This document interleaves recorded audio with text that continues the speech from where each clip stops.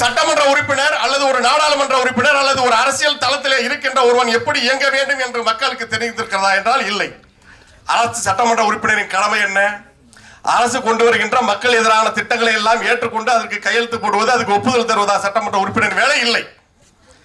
ஜெயங்கொண்டத்திலே பழுப்புள்ளை நிலக்கரி நிறுவனம் அமைப்பதற்காக, நிலக்கரி சுரங்கம் அமைப்பதற்காக மக்களின் நிலத்தை வாழ்வாதாரமாக இருக்கின்ற அந்த விளைநிலங்களை கைப்பற்ற வந்தபோது அதை தடுத்து நிறுத்தியவர் அண்ணன் காடுவெட்டி குரு அவர்கள். இன்றைக்கு வரைக்கும் அங்கே ஜெயங்கொண்டம் நிலக்கரி ஆலை அமைக்கப்படவில்லை, சுரங்கம் தொடங்கப்பட முடியவில்லை. அதுக்கு மத்திய அரசே கடுமையாக எதிர்த்தவர். அரியலூர் மாவட்டத்திலே நீங்கள் மக்களுக்கு உடனடியாக வெள்ள நிவாரணம் தர வேண்டும், இல்லை என்றால் நான் வட்டாட்சியர் அலுவலகத்தை கொளுத்துவேன் என்று சொன்னார். இது அவர் ஒரு விஷயத்தை அணுகிற அந்த உண்மைத்தன்மையோடு, அந்த அக்கறையோடு, மக்கள் மீது இருக்கிற அக்கறைக்குள்ள ஒரு தலைவன் எப்படி அணுகுவான் என்றால் இப்படித்தான் அணுகுவான். அவர் மீது வழக்கு பாய்ந்தது.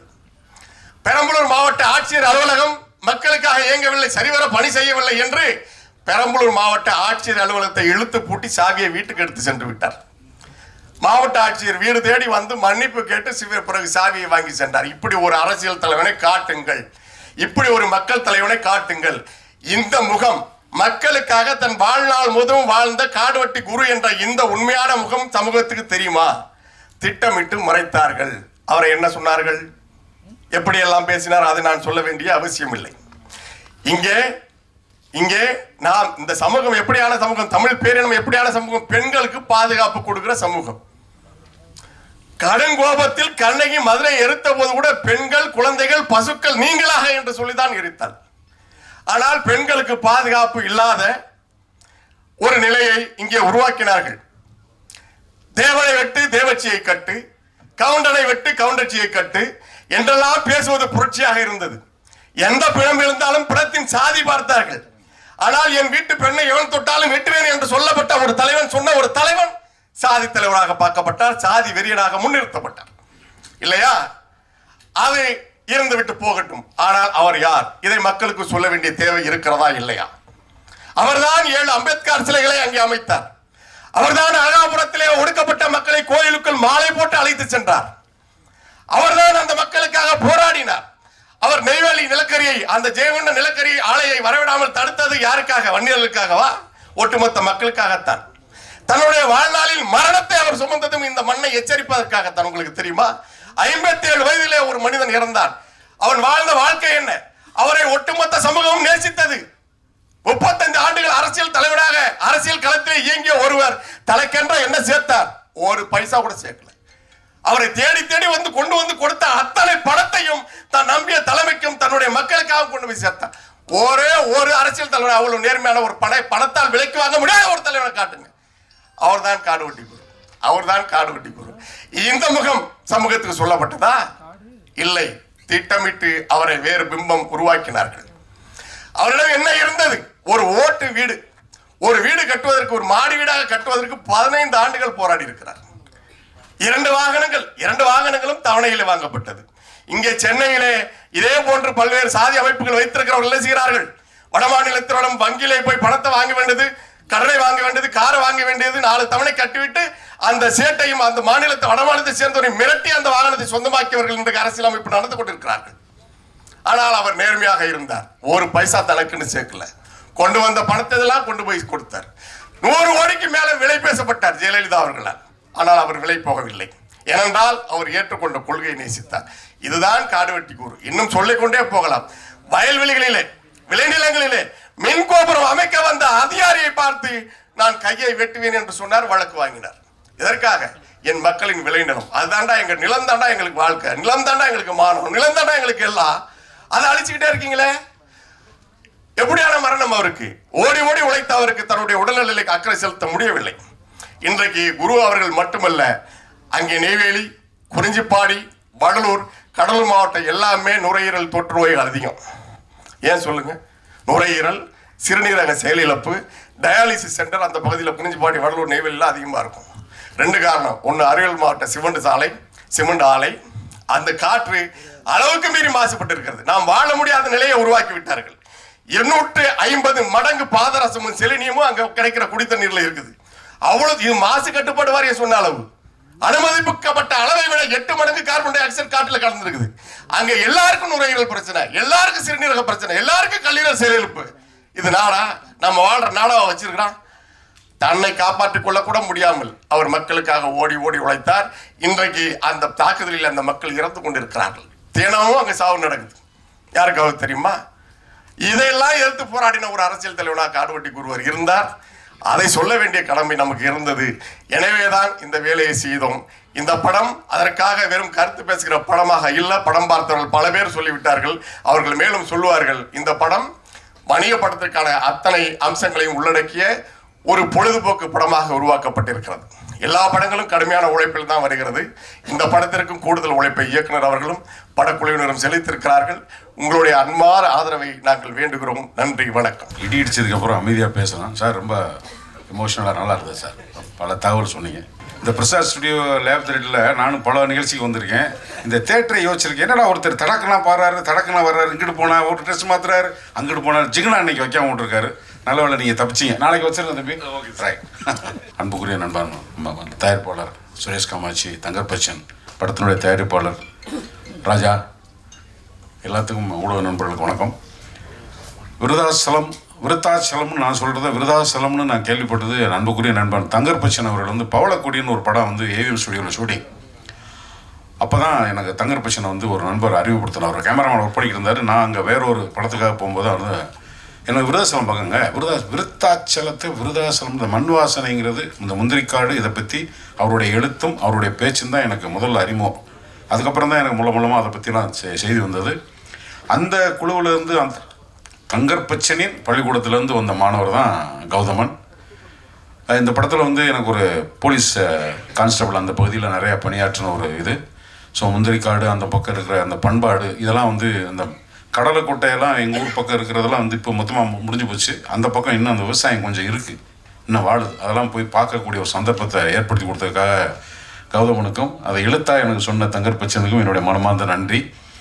ரொம்ப பெரிய போராட்டத்துக்கு அப்புறம் ஒவ்வொரு நாளும் எனக்கு அழைப்பு விடுத்து ஒரு நிகழ்ச்சி சொல்லும்போது அவருக்குள்ளே இருக்கிற கொதிப்பு, அந்த வியாபாரம், ஒரு தயாரிப்பாளர் என்னென்ன படுத்துங்கிறத புரிஞ்சுக்கிட்டு என்னுடைய மனமார்ந்த வாழ்த்துக்களை தம்பி கௌதமனுக்கு. நீங்கள் வெற்றி பெறணும். உன்னுடைய உழைப்பும் உன்னுடைய உண்மையான ஈடுபாடும் இந்த படத்தை வந்து அடுத்த தளத்துக்கு கொண்டு செல்லணும். அதுக்கு ஊடகங்கள் ஒத்துழைக்க வேண்டும் என்று கேட்டுக்கொண்டு முடித்துக் கொள்கிறேன். நன்றி, வணக்கம். என் பேர் கோபி ஜெகதீஸ்வரன், ஒளிப்பதிவாளர்.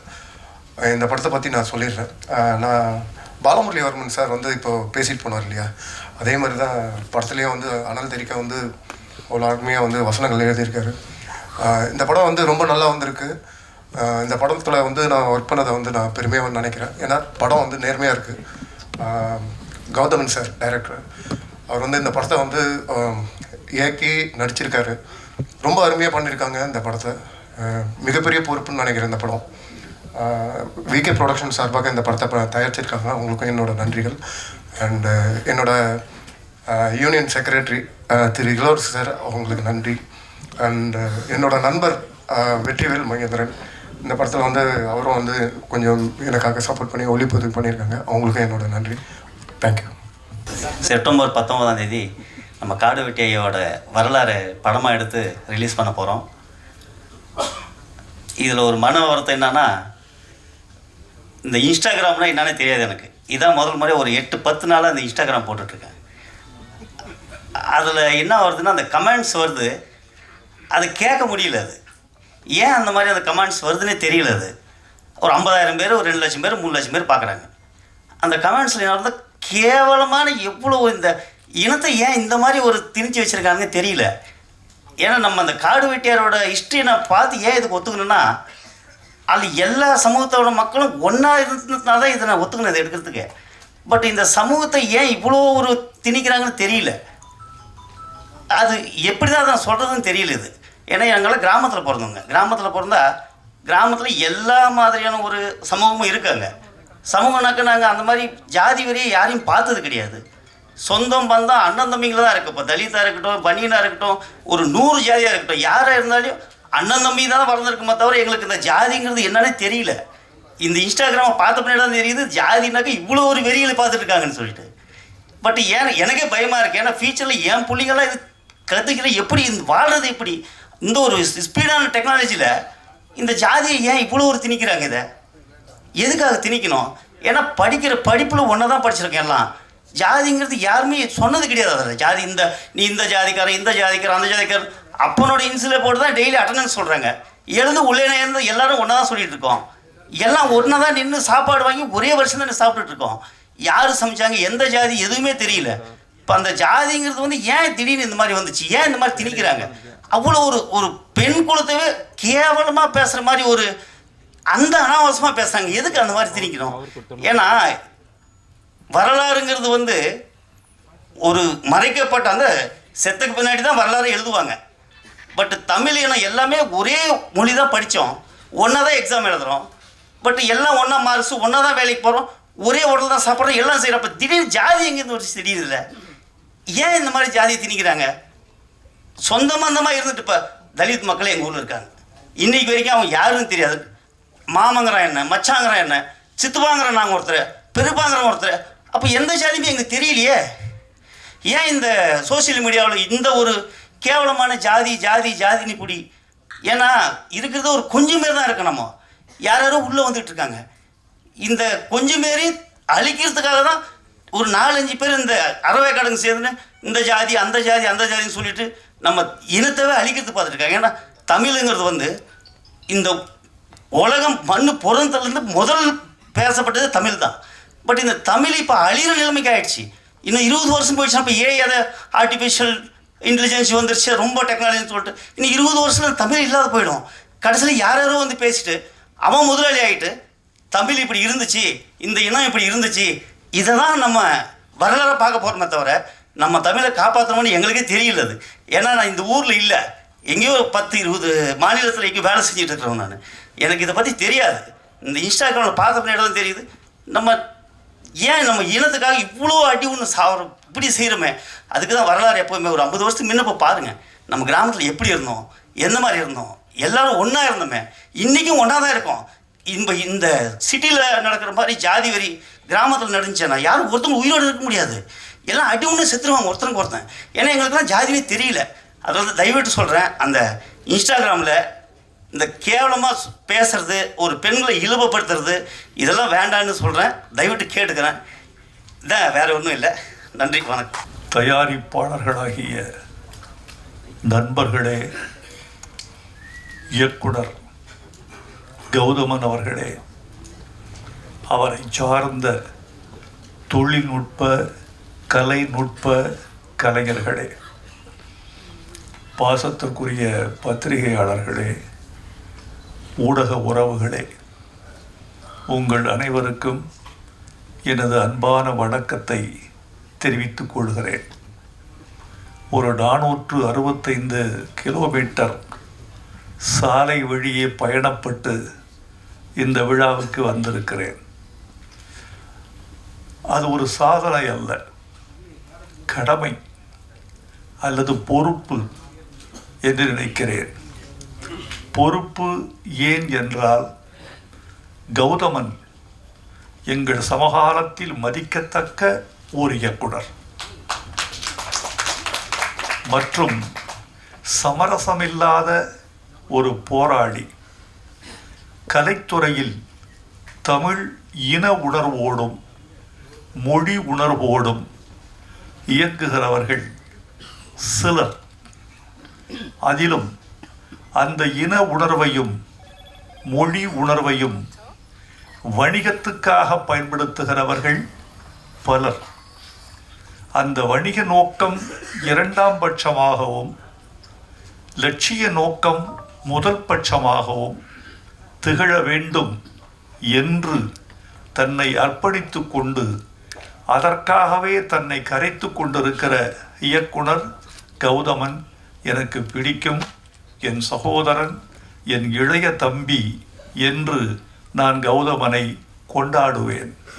அதனால் கௌதமன் வெற்றி பெற வேண்டும், அவர் படைப்புக்கு அவர் இட்டிருக்கிற உழைப்பு கொண்டாடப்பட வேண்டும் என்பதற்காக நான் வந்திருக்கிறேன்.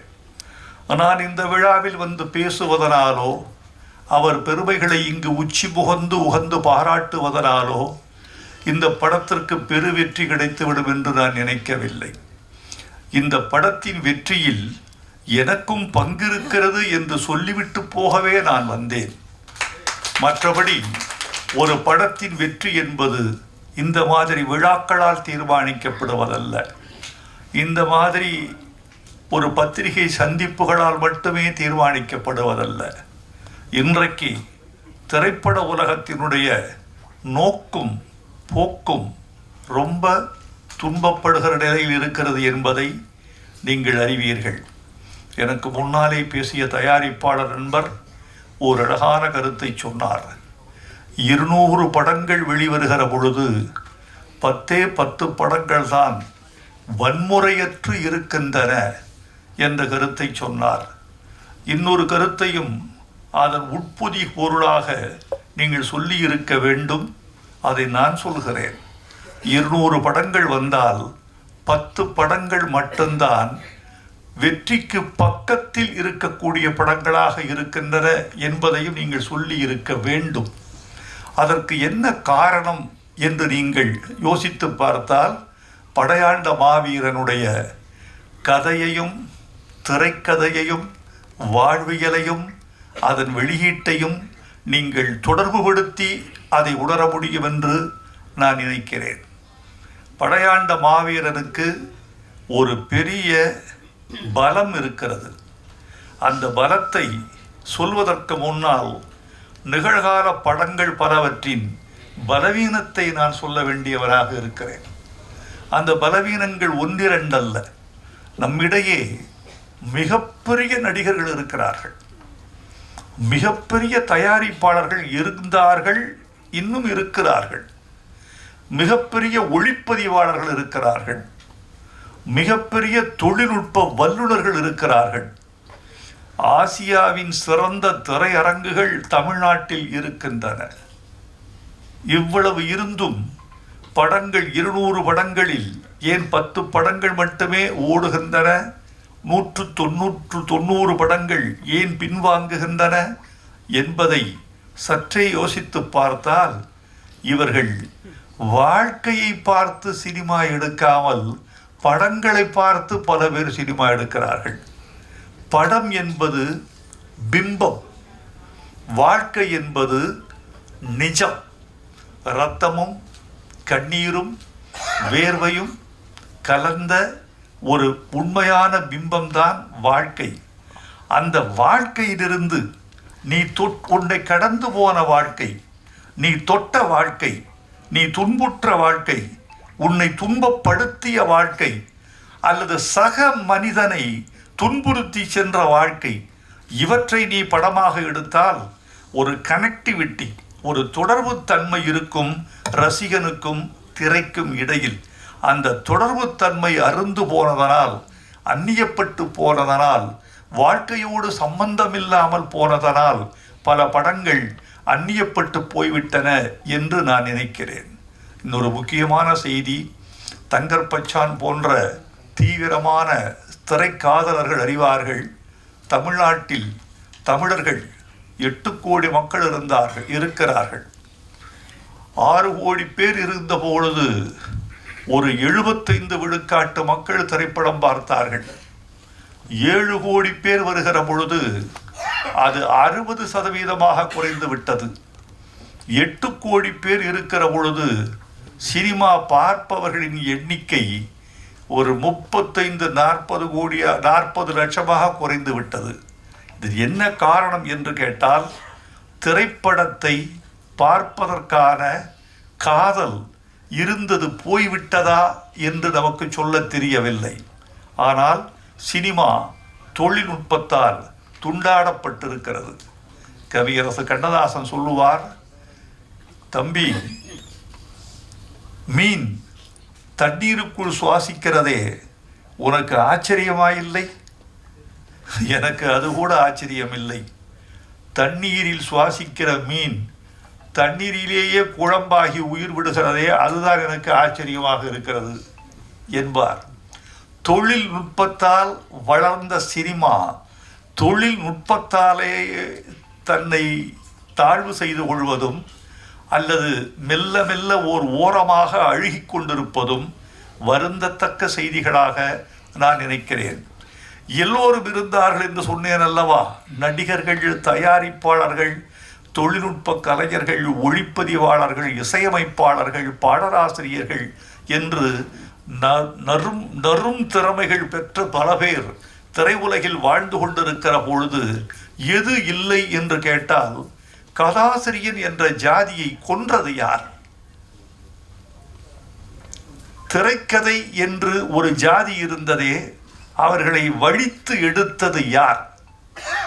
வசனகர்த்தா என்று ஓர் இனம் இருந்ததே, அவனை மழித்து வெளியேற்றியது யார்?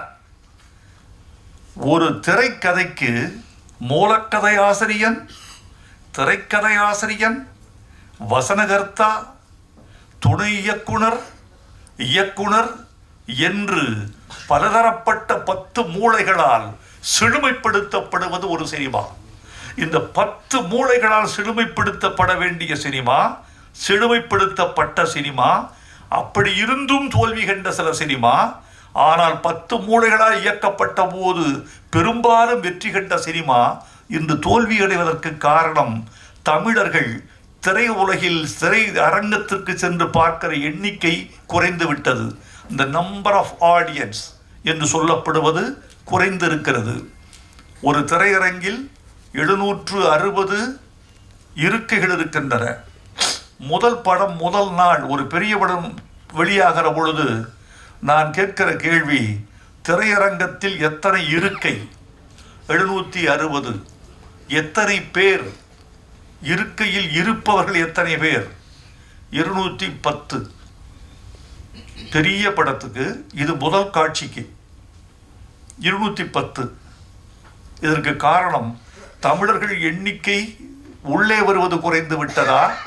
சினிமாவை பற்றிய பிரமை முடிந்து விட்டதா? சினிமா என்ற ஒரு பெரிய மாயாஜாலம், அதை விட்டு தமிழர்கள் வெளியே வந்து விட்டார்களா? ஒரு மணமேடையில் ஒரு மணமகன் மணமகள் 2 பேரையும் வீடியோ எடுத்து, இவன்தான் அஜித், அந்த பெண் தான் திரிஷா, இதைவிட நீங்கள் என்ன சினிமா எடுக்க முடியும்? நாங்களே எடுத்துக்கொள்கிறோம், நாங்களே எடிட் செய்கிறோம், நாங்களே பின்னணி இசை சேர்க்கிறோம், நாங்களே போட்டு பார்த்து கைதட்டி கொள்கிறோம்.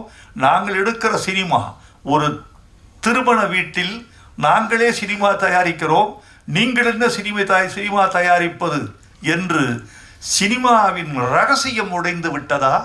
சினிமாவின் பூடகம் போய்விட்டதா என்றெல்லாம் கேட்க வேண்டியவர்களாக இருக்கிறோம். கதாசிரியன் வேண்டும், கதை இலாக்கா வேண்டும், வசனகர்த்தா வேண்டும், திரைக்கதை ஆசிரியன் வேண்டும். இன்றைக்கு சில இயக்குநர்களை பற்றி கேள்விப்படுகிறேன், தன்னுடைய துணை இயக்குநர்களுக்கு கூட கதை சொல்வதில்லை. கதை இல்லை என்பது வேறு விஷயம். வைத்துக்கொண்டா வஞ்சகம் செய்கிறேன், இருந்தால் சொல்லி இருப்பேனே என்று அவர் கருதக்கூடும். நான் என்ன சொல்கிறேன் என்றால், வைத்திருக்கிறார்கள், சொல்லவில்லை என்றால் என்ன தெரியுமா? என் ரகசியம் இவன் வழியாக வெளியே போய்விட்டால், ஏப்பா, ஒரு ரகசியம் ஒருவன் மூலமா போவதனால உன் படம் அழிந்து போகும் என்றால் அந்த படத்தை நீ எடுத்தால் என்ன, எடுக்காவிட்டால் என்ன? மகாபாரதத்தை 100 பேர் எடுக்கலாம், 100 பேரும் சரியாக எடுத்தால் 100 பேரும் வெற்றி பெறுவார்கள். ராமாயணத்தை 1000 பேர் எடுக்கலாம், 1000 பேரும் சரியாக எடுத்தால் 1000 பேர் வெற்றி பெறுவார்கள். கதை கடைசி பாமரனுக்கும் தெரிந்த கதைதான். ரொம்ப ஆச்சரியமா இல்லை? ஒன்று சொல்றேன், உங்களுக்கு வியப்பா இருக்கும். இந்தியாவில் 2 இதிகாசங்கள். ஒரு இதிகாசம் மகாபாரதம், இன்னொரு இதிகாசம் ராமாயணம். இந்த 2க்குமான அடிப்படை வேறுபாட்டை பார்த்தீர்களா? ஒருத்திக்கு 5 பேர் என்பது ஒரு இதிகாசம், ஒருவனுக்கு ஒருத்தி என்பது இன்னொரு இதிகாசம். ராமனுக்கு சீதை, சீதைக்கு ராமன், இது ஒரு இதிகாசம். திரௌபதிக்கு 5 கணவர்கள் என்பது இன்னொரு இதிகாசம். அட பாவிகளை, எதை நம்ப சொல்லுகிறீர்கள்? 2 இதிகாசங்களும் வெற்றி. 2ம் இந்திய பண்பாட்டில் ஆன்மீக பாஷையில் சொல்வதானால் இந்திய பண்பாட்டில் 2 இதிகாசங்களும் 2 கண்கள் என்று சொல்லக்கூடியவர்கள் இருக்கிறீர்களே, அது வேறு. இது வேறு. வேறு வேறான 2 கதைகள், வேறு வேறான இரண்டு உள்ளடக்கங்கள் எப்படி ரெண்டும் வெற்றிகரமான கதைகளாக நாட்டில் நிலவுகின்றன, உலவுகின்றன என்று கேட்பதற்கு பதில் இல்லை. எனக்கான பதில், ரெண்டுக்குமான காரணத்தையும் ரெண்டுக்குமான காரியத்தையும் இதிகாச ஆசிரியன் சரியாக புனைந்திருக்கிறான் என்று சொல்ல வேண்டி இருக்கிறது. அப்படித்தான் ஒரு திரைக்கதை செய்கிறவன் அந்த காரணத்தை நியாயப்படுத்தக்கூடிய காரணத்தை செய்தால் தோல்வி படமும் வெற்றி படம்தான். ஒப்புக்கொள்ளாத காரணங்களும் ஒப்புக்கொள்ளத்தக்கவைதான். ஆதலால் தோழர்களே, இந்த படத்தில் படையாண்ட மாவீரனில் எனக்கு இருக்கக்கூடிய நம்பிக்கை என்னவென்றால், இது வாழ்க்கை, ரத்தம், கண்ணீர், வியர்வை, ஒரு உண்மையான போராளியின் போராட்ட கதை. அதனால் இதில் கற்பனைகளுக்கு இடமில்லை, விதண்டாவாதங்களுக்கு இடமில்லை. இதில் இருக்கும் நிஜம் இந்த படத்தை காப்பாற்ற வேண்டும் என்று நான் நினைக்கிறேன். நான் வாழ்த்துவதனாலேயே ஒரு படம் வெற்றி பெறுவென்றால் எல்லா விழாக்களிலும் என்னையே அழைத்திருப்பார்கள். நான் மட்டுமல்ல, ரஜினிகாந்த் வாழ்த்தினால் எல்லா படமும் ஓடும் என்றால், அவர் படம் பார்த்தாலேயே எல்லா படமும் ஓடிவிடும் என்றால், எல்லா படத்திற்கும் அவரையே அழைத்து நாம் எல்லா படங்களையும் போட்டு காட்டலாம். அப்படி ஒரு 10 பேர் இருந்தால் ரொம்ப வசதி. அப்படியெல்லாம் அல்ல.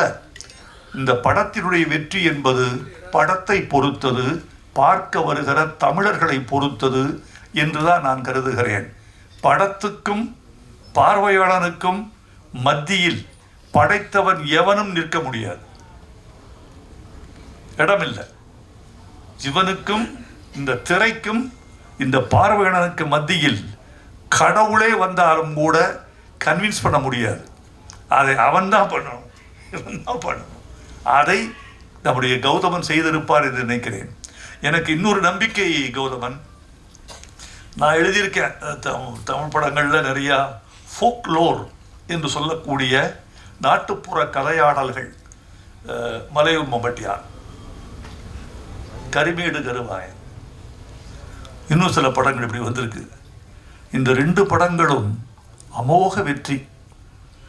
கரிமேடு கருவாயன் மதுரையில் வாழ்ந்த பாத்திரம், மலையூர் மம்பட்டியான் சேலத்தில் வாழ்ந்த பாத்திரம், சந்தன வீரப்பன் சந்தனக்காட்டில் வாழ்ந்த பாத்திரம்.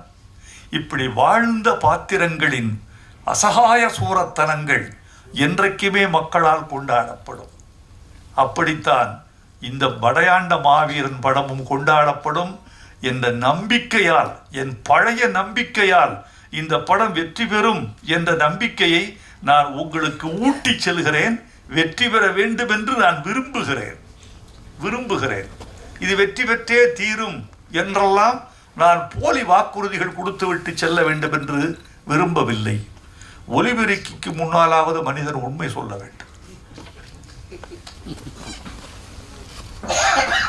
நல்ல விஞ்ஞானிகள் இருந்தால், நான் அடிக்கடி சொல்லுவேன், நல்ல விஞ்ஞானிகள் இருந்தால் ஒரு ஒலிபெருக்கி கண்டுபிடிக்க வேண்டும். நீங்கள் என்ன பொய் சொன்னால் அவன் மூஞ்சியில் ஷாக்கடிக்கிற ஒரு ஒலிபெருக்கி இருந்தால் நாட்டில் பல நன்மைகள் நடந்துவிடும்.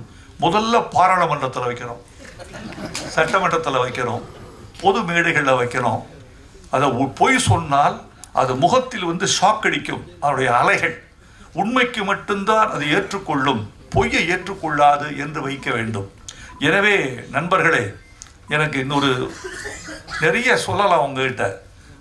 நீண்ட சொற்பொழிவாக இது ஆகிவிடக்கூடாது என்ற கவனத்திலும் நான் இருக்கிறேன். கௌதமன் வீட்டுக்கு வந்த பொழுது, கௌதமன் எப்போ வந்தால் நீ வரலாம்ப்பா, நம்ம வீடு நீ வாப்பா. கௌதமன்ட்டு எனக்கு ஒன்றும் பெரிய வியாபார பேச்சுவார்த்தையோ இவ்வளோதான் பணம் கொடுக்கணும், நீ கொடுக்குறத வாங்கிக்கிற, நீ கொடுக்கும்போது கொடுக்கறத கொடு. ஏன்னா அவன் தமிழன், உண்மையான தமிழன். தமிழ்நாட்டில் பிறந்ததால் மட்டுமல்ல தமிழன், தமிழ்நாட்டில் பிறந்ததெல்லாம் தமிழன்னு நினைக்காதீங்க. நிறைய ஆடு மாடு கோழி நிறைய பிறக்குது. தமிழ்நாட்டில் பிறந்ததெல்லாம் தமிழன் அல்ல. இன்னொரு தமிழனுக்காக தன் உயிரில், உடம்பில், வாழ்வில், பொருளில் எவன் பங்களிப்பு செய்கிறானோ அவன்தான் தமிழன். அப்படிப்பட்ட பங்களிப்பு செய்யக்கூடிய வீரன் நம்முடைய கௌதமன். ஆனால் பழகி பார்த்தா குழந்தை மாதிரி இருப்பார். வெளியே பார்த்தா வீரன், களத்தில் வீரன், அணைத்து கொண்டால் குழந்தை, அப்படி இருக்கார். அவர் வந்தபோது அவர் கதை சொல்ல சொல்ல அவர் கண்களில் ஏற்பட்ட நெருப்பு இருக்க, டேய் அப்பா என்ன எதையா இப்படி தீவிரமாக இருக்காரு நம்ம கௌதமன் கவிஞரே அப்படி சொல்லுகிற பொழுது அவருடைய உடல் துடிப்பதும் உதடுகள் துடிப்பதும் கண்கள் சிவப்பதும் உடல் மொழி உக்கிரமாவதும் அவருடைய ஜாடைகளெல்லாம் வேறு உயரத்துக்கு செல்வதும் அடிக்கடி நாற்காலியை விட்டு அரையடி எழுந்து கொள்வதும், நான் விட்டா நாற்காலி மேலேயே நின்று வர போடுறது அப்படி இருந்து சொல்வதும், பாடல் வாங்க வருகிற பொழுது அந்த பாடலை நான் வாசித்து காட்டுகிற அந்த நிமிடத்துக்காக அவர் தவிக்கிற தவிப்பும், முதலாக காதலியிடமிருந்து காதல் கடிதம் வந்தால் காதலன் எப்படி காத்திருப்பானோ அப்படி வருவார். கவிஞர் பாட்டு ரெடியா, இப்போ நான் படித்து காட்டுறேன், இப்போ காட்டுங்க. படித்து காட்டுங்க. இந்த படையாண்ட மாவீரா மாவீரா மாவீரா வாவா வீரா மாவீரா பாட்டை கேட்கும் போதெல்லாம் அப்படியே துடிச்சிட்டார் மனுஷன். நான் அப்படி நினச்சேன், எனக்கு பல பாடல்கள் ஒரு 7000 பாட்டு கொடுத்துருக்கோம், வந்திருக்காங்க பல பேர். இதில் 90 பேர் உணர்ச்சி இல்லாமல் வாங்கிட்டு போவாங்க. நான் உங்ககிட்ட ஒன்று கேட்டேன், நீங்கள் ஒன்று கொடுத்துட்டீங்க. இது என் கடமை, அது உன் கடமை. பார்ப்போம் இது என்ன ஆகுதுன்னு பார்ப்போம். படித்து கூட பார்க்க மாட்டாங்க. படித்து காட்டினா வானத்தை பார்த்துட்டு இருப்பாங்க. சுவரில் பள்ளி இருந்தால் அதை ரசிப்பார்கள், படித்து காட்டுகிற விஷயத்தை ரசிக்க மாட்டார்கள். அப்படியெல்லாம் நிறையா இருக்குது.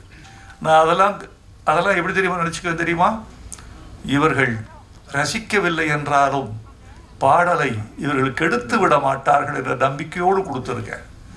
ஆனால் என்னிடம் வாங்கிய பாட்டை, இந்த ட்ரெய்லர் பார்த்தேன், தீ பிடிக்கிற ட்ரெய்லர், ரொம்ப பிரமாதமாக இருக்குது. எழுதியிருக்கேன் இதில், நதியில் குளித்தது போதும் இனிமேல் குருதியில் குளித்து வாவா, பொடிநடை போட்டது போதும் இனிமேல் புலிநடை போட்டு வாவா, ஆதித்தமிழின் அடையாளமேவா, ஆதிக்கம் அழிக்கும் படையாளமேவா, ஆரவனை உன் இடுப்பில் கட்டு, 1000 யானையை கால்களில் கட்டு.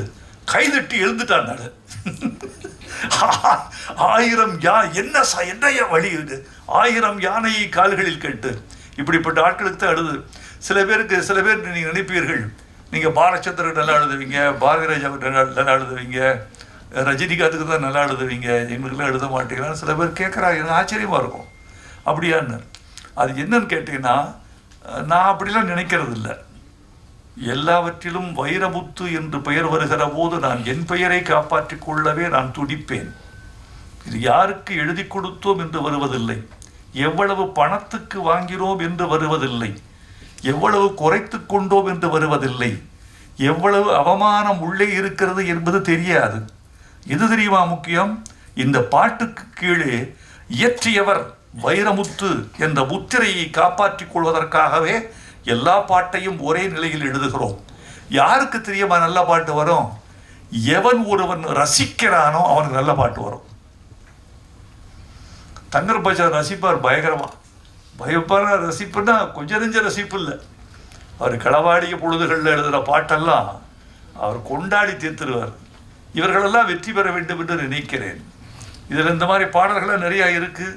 எரிமலை பொடிபட எதிரிகள் அடிபட கோடைகள் வழிபட ஏழைகள் வழிவிட எழுந்த மாவீரன் நீயே தான். இந்த பாட்டு வரிகள்லாம் பார்த்துட்டு இந்த தமிழில் இது அராக அடிகள்னு பேர். இந்த தனனன தனனன தனனன தனனன தனனன தனனன தனனன இது அராக அடிகள்னு பேர் தமிழில். சிலப்பதிகாரத்தில் அந்த வரிகள் அடிக்கடி வரும், காணல் வரியில் வரும். இந்த சந்தத்தில் எழுதினால் நன்றாக இருக்கும் என்று எழுதினேன். நான் நினைத்தது பலித்தது, அவர்கள் ஏற்றுக்கொண்டார்கள். இந்த பட்டாம்பூச்சி பாட்டில் 2வது சரணத்தை நீங்கள் கவனிக்கணும். அந்த பெண் சொல்கிறா, என்கிட்ட ஒன்றுமே இல்லைங்க, நீங்கள் என்ன ரொம்ப காதலிக்கிறீங்க, நேசிக்கிறீங்க, மாணிக்கம் இல்லை, மணிவைரம் ஏதும் இல்லை, கட்டழக தவிர என் காணிக்கை ஏதும் இல்லை. டௌரி கொடுக்க முடியாது உங்களுக்கு. நான் என் டௌரி என் அழகை தவிர ஒன்றும் இல்லை. அதை விட பெருசு, அழகை விட ஒரு பெண் ஒரு ஆணுக்கு ஒரு குடும்பத்துக்கு தரக்கூடிய உயர்ந்தபட்ச பரிசு என்ன தெரியுமா தோழர்களே? வைரமுத்து படையாண்ட மாவீரா படத்தில் வெளியீட்டு விழாவில் இப்படி சொன்னான் என்று சொல்லுங்கள். எங்கள் தாய்க்குலம் புலகாங்கிதமடையும். நான் சொல்றேன், நான் உனக்கு தருவதற்கு ஒன்று வைத்திருக்கிறேன். பொன்னல்ல, பொருள் அல்ல, மாணிக்கம் அல்ல, வைரம் அல்ல, பிக்ஸட் டெபாசிட் அல்ல, நிலம் அல்ல. உனக்கு தருவதற்கு ஒன்று வைத்திருக்கிறேன், என் கற்பு. அதுக்கு இணையா வேறொன்று இருக்க முடியுமா? ஒரு பெண் கற்போடு உள்ளே வருகிறாளே, தன்னுடைய திண்மையோடு உள்ளே வருகிறாளே, சொல் திறம்பாத தன்மையோடு உள்ளே வருகிறாளே, அதற்கு இணையான ஒரு பரிசு பொருள் உண்டா? இவ சொல்றா, எனக்கு எதுவும் இல்லை, கட்டழகை தவிர எனக்கு காணிக்கை ஏதும் இல்லை. அதுக்கு இவரு பொம்பளை ஏமாத்துறதான வாழ்க்கை. இவர் சொல்றாரு, என்னடி இப்படி சொல்லிட்ட நீ? மாணிக்கம் மேனியடி, உனக்கு மாணிக்கம் இல்லையா? மாணிக்கம் மேனியடி, மணிமுத்து பற்களடி, உள்ரவிக்கை ஊறி வரும் உப்புத்தேன் போதுமடி. இப்படி ஒருத்தர் 2 பேர் கைதட்டுறீங்கல்ல, இதுக்குத்தான் நாங்க பாடுபடுறது. இவ்வளவு பாடுபடுவது, வரிகளை மாற்ற வேணான்னு சொல்றது, ஏய் சவுண்டை குறைப்பான்னு சொல்றது, ஏய் ஆடியோ பார்த்துக்கப்பான்னு சொல்றது, சவுண்ட் இன்ஜினியரை தனியாக கூப்பிட்டு இந்த மிக்சியில் கொஞ்சம் பார்த்துக்க பிரதர் சொல்றது, இந்த ஒரு கைதட்டலுக்காகத்தான். எனக்கு வேற ஒன்றும் வேணாம். உன் மாணிக்கம் உன் மேனி, மணிமுத்து உன் பற்கள், வேற எனக்கு என்ன வேணும்? தேன் வச்சிருக்க நீ, தேன் இருக்கு, அது போதும். அது என்ன தேன்? உள்ரவிக்கை ஊறி வரும் உப்பு தேன். வேர்வைக்கு வைரமுத்து வைத்த இன்னொரு கவிதை பெயர் உப்புத்தேன். இப்படியெல்லாம் எங்கேயாவது தெளிச்சிட்டு போவோம். கண்டுபிடித்து ரசித்தால் அவன்தான் கடவுள். இப்படி நிறைய இருக்கு. கௌதமன், என்னுடைய வாழ்த்துக்கள். என்னுடைய வழக்கமான விஷயம் இதுதான். என்னுடைய வாழ்த்துக்கள் என்பது என்ன தெரியுமா? நிச்சயமாக நீங்கள் வெற்றி பெறுவீர்கள் என்பதற்கான வாழ்த்துக்கள் அல்ல, வெற்றி பெற வேண்டும் என்ற விருப்பம்தான் என் வாழ்த்து. இந்த படம் வெற்றி பெற வேண்டும். ஒடுக்கப்பட்ட மக்களும், அதாவது நீங்க பேசியதை வைத்து நான் அனுமானத்துக்கு ஒன்று வந்தேன், அதை சொல்லி விடைபெற வேண்டும் என்று ஆசைப்படுகிறேன். ஒரு சாதிய கட்டமைப்புக்குள் ஒரு குறிப்பிட்ட சமூகத்துக்கு மட்டுமே சொந்தமானவர் அவர் என்று நீங்கள் சின்ன வட்டத்துக்குள் சிக்க வைக்காமல், அவன் ஒரு சமூகத்துக்கான தலைவன், எல்லா சமூகத்துக்குமான தலைவன். ஒடுக்கப்படுவது எங்கு இல்லை? எல்லா சமூகத்திலும் இருக்கிறது. போராட்டம் எங்கு இல்லை? எல்லா சமூகத்திலும் இருக்கிறது. அப்புறம் ரத்தம் எங்கு யாருக்கு சிந்தப்படவில்லை? எல்லா சமூகத்திலும் ரத்தம் சிந்தப்பட்டிருக்கிறது. அதனால் ரத்தம் எங்கு விழுந்தாலும், கண்ணீர் எங்கு விழுந்தாலும், போராட்டம் எங்கு இருந்தாலும் அது எல்லா சமூகத்துக்குமான பொதுமை பண்பாக மாற்றுவதுதான் இந்த படத்துக்கு வெற்றியாக இருக்கும் என்று தான் நினைக்கிறேன். எல்லா சமூகத்துக்குமான பொதுமை பண்பாக மாற்றுங்கள். எங்கள் கண்ணீர் உங்கள் கண்ணீர், எங்கள் ரத்தம் உங்கள் ரத்தம், எங்கள் அவலம் உங்கள் அவலம். உங்கள் அவலத்துக்காகத்தான் ஒரு குறிப்பிட்ட பிரதேசத்தில் மட்டும் ஒரு மனிதன் போராடி மாய்ந்திருக்கிறான், வென்றிருக்கிறான் என்று சொல்லுங்கள். இந்த படத்தின் வெற்றி விழாவில் நான் கலந்து கொள்ளக்கூடிய வாய்ப்பு கிடைத்தால் அதைத்தான் நான் பெருமையாக கருதுவேன். நன்றி, வணக்கம். சந்தனக்காடு வீரப்பனாக என்னை உலகம் போராக என்னை அறிமுகப்படுத்திய வா கௌதமன் அண்ணன் மீண்டும் படையாண்ட மாவீராவில் என்னை வீரப்பனாக அறிமுகப்படுத்தியிருக்கிறார்கள். அவர்களோடு அவர்கள் காடுவெட்டி அண்ணன் குரு அண்ணனாக நடிக்க, அவர்களோடு நான் வீரப்பனாக நடிக்கக்கூடிய அந்த மிகப்பெரிய வாய்ப்பு எனக்கு கிடைத்திருக்கிறது. மிகவும் பெருமையாக இருக்கிறது.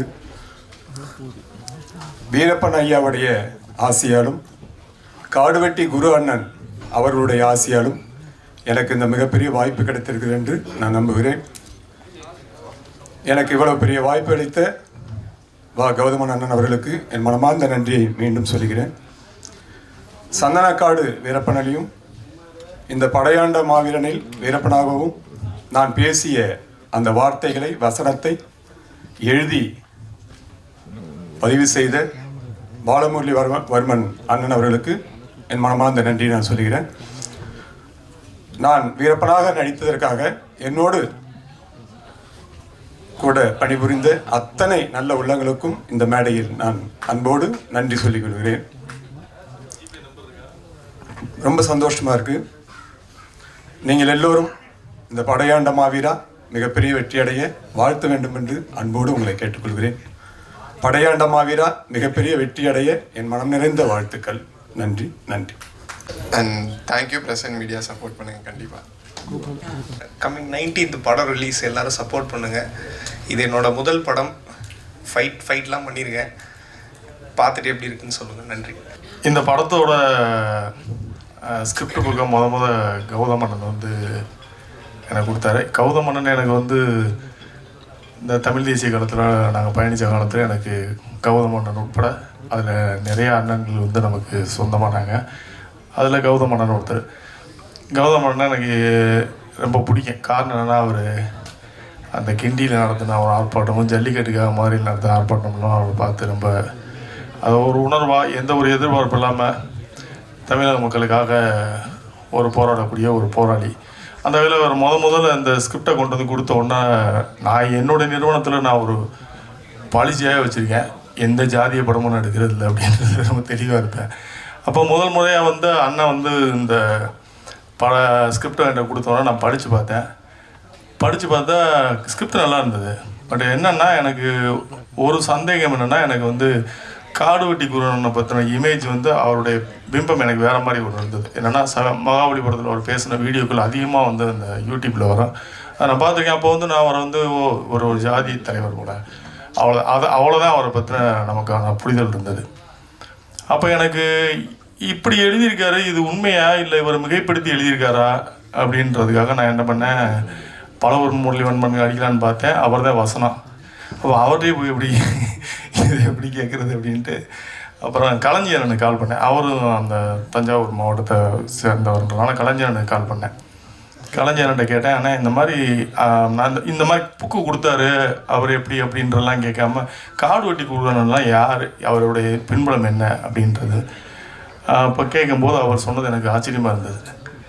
ஓ, இப்படிப்பட்ட ஒருத்தர் தான் இப்படி தவறான ஒரு பிம்பம் கட்டமைக்கப்பட்டோம்னா, ஆமாம் எல்லாருக்குமே இயல்பாக வந்து ஒரு கோபம் இருக்குது. அந்த அவருடைய நெகட்டிவ் வருஷனை மட்டும் நம்ம எடுத்துக்கிட்டோம். ஏன்னா என்னை பொறுத்தவரை எனக்கு 2009 முன்னாடி வரைக்கும் எனக்கு அரசியல் புரிதல் பெருசாக இல்லை, நுனிப்புள் மேய்கிறது தான், அதாவது சொன்னால் கேட்டுக்கிறது. 2009 மே 18 அப்புறம் தான் நான் வந்து தமிழர்கள்னா என்ன, தமிழ் தேசியம்னா என்னென்னு எனக்கு புரிய ஆரம்பிச்சது. அதுக்கப்புறம் வந்து தலைவரை பற்றி படிக்கிறேன். படித்ததுக்கப்புறம் இப்படி ஒரு தலைவனா இவர் இதுக்காகத்தான் போராடி இருக்காருன்னு தெரிஞ்சுக்கிட்டதுக்கப்புறம் அன்னைக்கு நான் வந்து தலைவர் வந்து பிரபாகரன் உள்ள தலைவனை எடுத்துக்கிட்டு இருந்தேன். இப்போ வரைக்கும் எனக்கு தலைவர் அவர் தான், இனியும் அவர் தான் தலைவர். எனக்கு வந்து என்னுடைய வாழ்நாள் முழுக்க ஒரே தலைவன் வந்து பிரபாகரன் தான். அவரை தலைவனாக எழுதுகிறேன். அப்படி அவரை தலைவனாக ஏற்றுக்கிட்ட நாங்கள் வந்து ஜாதியை இதுக்குள்ளே வந்து ஜாதிக்கு அப்பாற்பட்டவர், ஜாதிக்குள்ளே எந்த ஜாதிக்குள்ளேயும் வந்து நம்ம. ஆனால் இங்கே நம்ம தமிழ் சமூகத்தில் என்ன ஆயிடுச்சுன்னா, இங்கே இருக்க ஜாதிய தலைவர்கள் எல்லாருமே வந்து ஒரு ஜாதிக்காக போராடினவங்க இல்லை, தமிழ் மக்களுக்காக போராடினவங்க தான். அவங்க வந்து அவங்கள எடுத்து பிரதிநிதிப்படுத்திக்கிட்டாங்க. இவங்க எங்கள் ஜாதி தலைவர் ஒரு முக்கியமானவர் அப்படின்னு எடுத்துக்கிட்டாங்க. தவிர அவங்க தமிழர்களுக்காக தான் போராடிருக்காங்க. நம்ம தான் வந்து அப்படி எடுத்துக்கிட்டு அவங்க ஜாதிய தலைவர்களாக நம்ம கட்டமைக்கப்பட்டிருக்கோம். பட் அப்படி நான் வந்து ஜாதிக்கு அப்பாற்பட்டவங்கன்னா மதத்துக்கு அப்பாற்பட்டது. மதத்தை வந்து நான் என்னோட மதத்தை பார்த்தேன்னா, மதம்ன்றது வந்து அவங்கவுங்க நம்பிக்கை.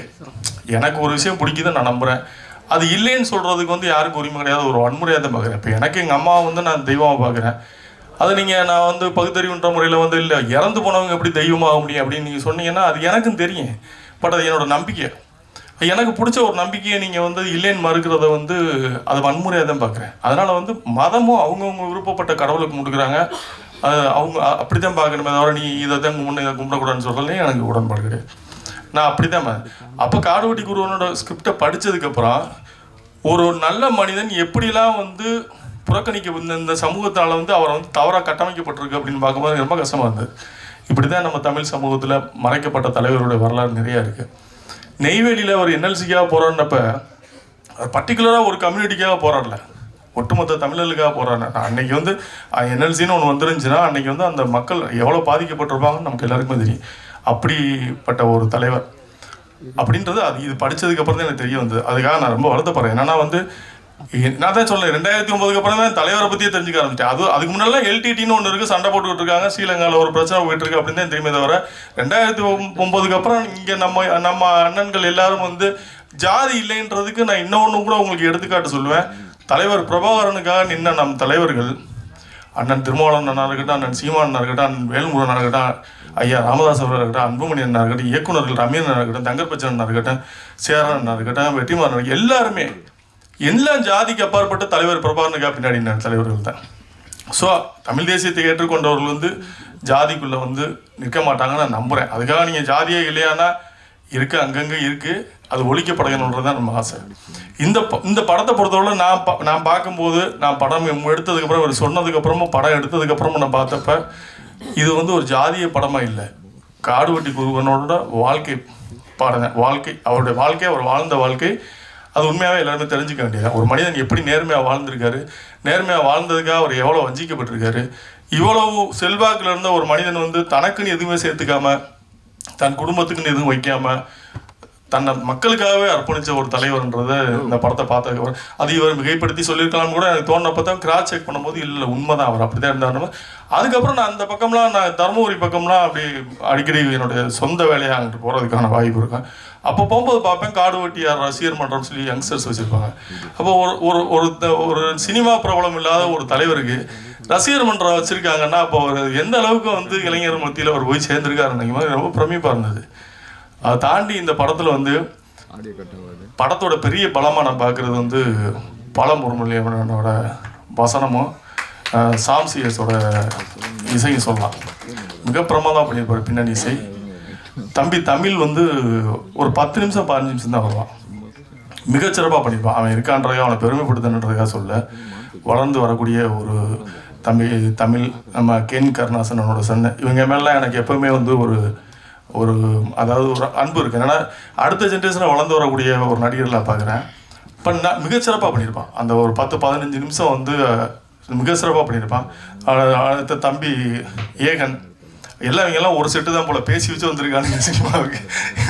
என்ன தமிழ் எல்லாம் வந்து ஒரு காலத்தில் விஜய் சார் நம்ம சூர்யா சார்லாம் வந்தது மாதிரி இவங்க எல்லாம் ஒரு செட்டு ஒரு குரூப் இப்போ அடுத்த ஜென்ரேஷன் வந்திருக்காங்க. எல்லாருமே ஜெயிச்சு வெற்றி வரணும், அதான் பார்த்து. அப்புறம் சில்வா மாஸோட ஃபைட் சீக்வன்ஸும் மிக பிரமாதமாக அந்த படத்தில் ஒர்க் அவுட் ஆகிருக்கு. கௌதம் மேனன் தான் இந்த படத்தில் கதாநாயகனாக அந்த குருவோட அண்ணனோட கதாபாத்திரத்தை ஏற்றிருக்காரு. மிகச்சிறப்பாக வந்திருக்கு. பட் எல்லா படமுமே மிக சிறப்பாக வந்திருக்குன்னு நம்ம சொல்லுவோம். பட் எனக்கு என்னென்னா இது வாழ்வியலாக ஒருவருடைய வாழ்க்கையை நான் பார்த்ததுனால எனக்கு வந்து அவருடைய வாழ்க்கையை பார்த்தேன். அந்த புக்கை படித்ததுக்கப்புறம் நான் கேள்விப்பட்டதுக்கப்புறம் வாழ்க்கையை பார்த்தேன், எனக்கு ரொம்ப பிடிச்சிருந்தது.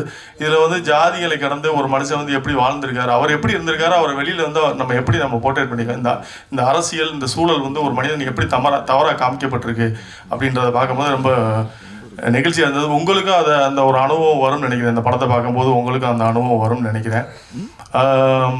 மற்றபடி இதில் நடித்த சமுத்திரக்கணி அண்ணா இருக்கட்டும், மன்சூர் அண்ணா இருக்கட்டும், நம்ம ரெட்டிங்ஸ் இளவரசன் எல்லாருமே சிறப்பாக அவங்கவுங்க கதாபாத்திரத்தை சிறப்பாக பண்ணியிருக்காங்க. இவ்வளோ நேரம் காத்திருந்து இந்த நிகழ்ச்சிக்காக காத்திருந்தவங்க அனைவருக்கும் நன்றியை தெரிவித்து இந்த படத்திற்கான வாழ்த்துக்களை எதிர்த்து விடைபெறுகிறேன். நன்றி, வணக்கம். ரொம்ப அயற்சியோடு இருக்குங்க. அங்கே யாரும் தம்பி பேசிட்டே இருக்குங்க, அந்த கேமராவிலாம் அது பதிவாகும்ல? இங்கே பேசுகிறாங்க, அங்கேயும் பேசுகிறீங்க, அப்போ அதெல்லாம் அந்த கேமராவில் பதிவாகும்ல? ஆகாது அப்படியா? சரி சரி, உங்களுக்கு நன்றி. முதல்ல நான் ஊடகத்துறை முன்பு வந்து இந்த நிகழ்வு நிறுத்தப்படுது. கௌதமனுக்கு வந்து நீங்களாம் உதவணும். அந்த இடத்துக்கு வந்தது அதுக்காக தான். ஒரு பணம் பண்ணுறதுக்காக தவிர ஏதோ ஒரு சினிமா செய்யணும், நம்ம வந்து புகழ் பெறணும்னு வராங்க. அப்படி திரைத்துறைக்கு வந்தது இல்லை கௌதமன். கௌதமன் ஒரு தமிழனாக இருக்கிறதால தான் அவன் சினிமாவை தேர்ந்தெடுத்திருக்கான். இங்கே தமிழர்களுக்கு எதிராக நடக்கிற அரசியலாகட்டும், அடக்குமுறையாகட்டும், வன்முறையாகட்டும், மொழிக்கு எதிராக, இந்த மண்ணுக்கு எதிராக எது நடந்தாலும் அதை கேட்குற ஒரு தமிழன். தமிழ்னாலே அமைதியாக எடுத்து பாருங்க. ஏன்னா அப்படி தான் இருக்குது. இங்கே ஒடுக்கப்படுறது வந்து தமிழர்கள் தான். தமிழ்நாட்டில் அழிக்கப்படுறதும் ஒடுக்கப்படுறதும் தமிழ் மொழி தான். அதே மாதிரி பிடுங்கப்படுறதும் அழிக்கப்படுறதும் தமிழ் நிலங்கள் தான். இதுதான் நீங்கள் புரிஞ்சுக்கணும். இதுக்கெல்லாம் எதிராக அதை பாதுகாப்பதற்காக அவ்வப்போது தமிழ் மண்ணில் தோன்றிய மனிதர்கள் நிறைய இருக்காங்க. அவங்க தான் வந்து இலக்கியமாகலாகவும் எப்போதாவது ஒரு முறை திரைப்படமாகவும் வராங்க. தொடக்க காலங்களில் அதில் எந்த சிக்கலும் இல்லை. எப்போ வந்து வேற்றுமொழிக்காரர்கள் பிழைக்க வந்தவர்கள் முதல்ல இந்த தமிழ்நாட்டில் அந்த அதிகாரத்தை பிடிக்கிறதுக்கு அவங்க கையில் எடுக்கிறது எதுன்னா இந்த மொழியை நல்லா கற்றுக்கிறது. இங்கே வாழக்கூடிய தமிழர்களை விடவும் நல்லா அந்த மொழியை, இலக்கியத்தை கற்றுக்கிறது, அவங்களுடைய வரலாற்றை கற்றுக்கிறது, அதன் மூலமாக இந்த அரசியல் ஆட்கொள்கிறது. இதுதான் தொடர்ந்து நடந்துகிட்டு இருக்கு. இதுதான் நடக்கும். இதில் விழுந்தவர்கள் தான் தமிழர்கள், தமிழ் குடிகள். இதுக்கு எதிராக இருக்கக்கூடியவர்களை வந்து கடுமையாக விமர்சிப்பாங்க. யார் விமர்சிக்கிறான்னு பார்த்தீங்கன்னா இந்த தமிழுக்கு எதிரானவர்கள் தான்.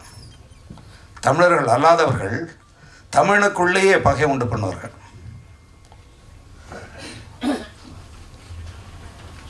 இந்த காணொலியை சும்மா அப்படி கையடக்கு பேசியில் பார்க்குறது, இல்லை தொலைக்காட்சியில் பார்க்குறவங்க ஒரு பக்கம். ஆனால் ஒரு வெறுப்போட இந்த காணொலியை ஆர்வத்தோடு பார்க்குறவங்களோடவும் வெறுப்போடு பார்க்குறவங்க அன்றைக்கி அதிகமாயிட்டாங்க. இருக்கிற பசியிலேயே பெரிய பசி ஊடக பசி தான். அந்த 24 மணி நேரம் அது வந்து ஒரு வெறியோடு இயங்கிக்கிட்டே இருக்கு. எவனா ஏதாவது சொல்லணும், அதை பார்க்கணும், அதன் மூலமாக அவங்க பொருள் ஈட்டுறது தான் இப்போ இன்றைக்கி ஊடகத்தோடைய தேவையாக இருக்குது. அதன் மூலமாக என்ன ஆகுதுன்னா, இன்றைக்கு வந்து நீங்கள் போய் மனநோயாளிகளை வெளியில் தேட வேண்டிய அவசியம் இல்லை. நீங்கள் மனநோய் மருத்துவமனைக்கு போக வேண்டிய அவசியம் இல்லை. எல்லாம் அந்த ஊடகத்துக்குள்ளே தான் இயங்கிட்டு இருக்காங்க. கமெண்ட் பேருங்கிறல, ஃபாலோ பண்ணுறங்கிற பேரில் பார்த்திங்கன்னா எல்லாம் அந்த மனநோயாளிகள் தான். இவனெல்லாம் வந்து எவனும் வந்து சொந்த அடையாளத்தோடு இருக்க மாட்டான். எல்லாம் போலி முகவரிகள் வச்சுக்கிட்டவங்கள கடுமையாக தாக்குவான். இவங்களாம் தாக்குறவங்க யாருன்னா இன்றைக்கி இந்த கட்சிகளினுடைய கொத்தடிமைகளாக, கைக்கூலிகளாக ஒரு பதிவுக்கு 200 ரூபா வாங்குகிற ஆட்களாக இருக்காங்க. இவங்கள வச்சுக்கிட்டு தான் அந்த அரசியல் இன்றைக்கி கட்டமைக்கப்படுது. இந்த மண்ணுக்கும் மக்களுக்கும் இந்த மொழிக்கும் தேவையான உடனடியான ஒரு காரியத்தை அதை முடக்கி வேறு இடத்துக்கு கொண்டு போக முடியும் உங்களால். ஏன்னா அவங்களுக்கு பணத்தை அள்ளி கொட்டப்படுது. இன்றைக்கு வந்து பெரிய தொழில் எது தெரியுமா? சமூக ஊடகங்களில் எங்கிறது தான்.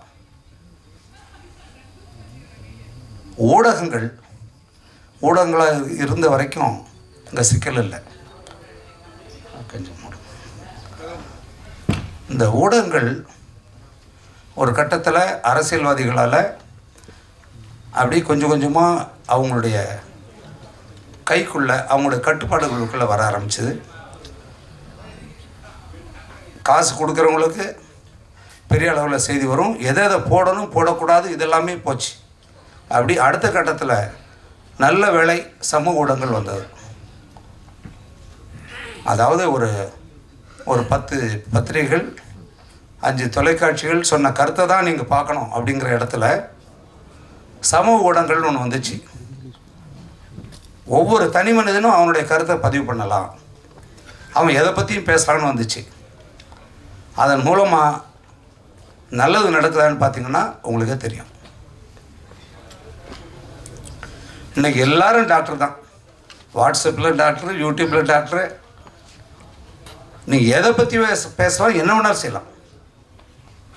இதுக்கு இடையில தான் இந்த உண்மையான செய்திகள் படாத பாடுபடுது. எப்படி உண்மையிலேயே இந்த மக்களுக்கு, இந்த இனத்துக்கு, இந்த மொழிக்கு, இந்த சமுதாயத்துக்கு நம்ம ஏதாவது நம்முடைய அரசியல் மூலமாக பங்களிப்பு செய்யணும், இந்த மக்களாட்சியின் மூலமாக உள்ளே போய் தேர்தல் அரசியலுக்குள்ளே இருந்து தான் செய்யணும்னு வர்ற ஒருத்தன் உள்ளே வந்தான்னா அவனை தாக்குதல் பண்ணியே காலி பண்ணிட்டவங்க. அது செய்ய முடியாது. அது செய்கிறதெல்லாம் யாருன்னா இந்த 200 ரூபா கேஸ் தான் எல்லாம். தவிர அந்தந்த கட்சி அவங்கள அப்படி சிந்திக்க விடாமல் பண்ணி வச்சிருக்கு. எது சொன்னாலும் பின்னாடி பேசிகிட்டு இருப்பாங்க. இப்போ இதுக்குள்ளேருந்து வரணும்ல, ஒரு நல்ல அரசியல் தலைவர் வரணும்ல, வரலன்னா யாருக்கு நட்டம்?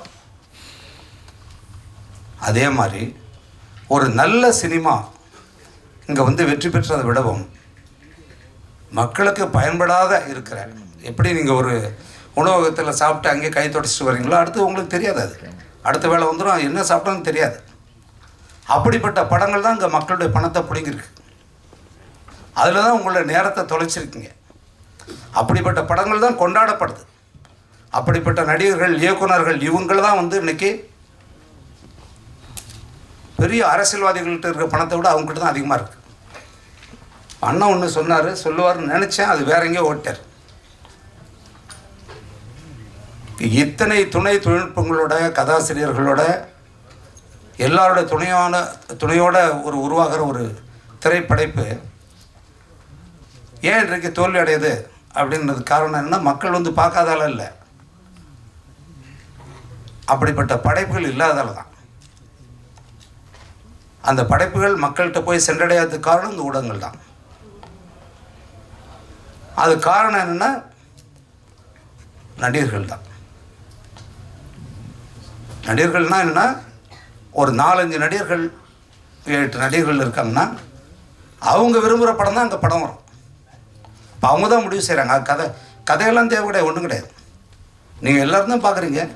எதுக்கு கேமராவை தூக்கிட்டு ஓடுறீங்க? காலையில் 3 மணிக்கு காட்சி போடுறீங்க, அந்த சினிமாவை போய் காட்டுக்கிட்டு இருக்கீங்க, மக்கள் கருத்துன்னு கொண்டாடுறீங்க. ஒரு நல்ல சினிமா யாராவது போய் எடுத்துறீங்களா? நீங்கள் அவங்களோட கருத்து கேட்டுருக்கீங்களா? அந்த படத்தில் என்ன இருக்குன்ட்டு போகிறீங்க நீங்கள்? அது 500 கோடி வசூல் பண்ணும். இன்றைக்கி உங்கள் கவலையை இந்த படம் எவ்வளோ வசூல் பண்ணுங்க, இந்த படம் எப்படி இருக்குன்னு சொல்கிறான்னா, இல்லை இந்த படம் 400 கோடி வருங்க. எல்லாரையும் இப்படி சிந்திக்க விட்டது யார்? அதுக்கு இடையில் படையாண்ட மாவீரா என்ன செய்யும்?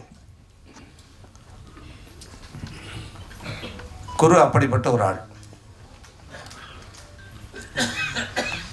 மாவீரன் குரு அவரோடெல்லாம் நாங்கள் பழகிருக்கோம். அரசியல்வாதியாக இல்லை, ஒரு தமிழ்னாக மிக இளைய மனதுடைய ஒருத்தர்.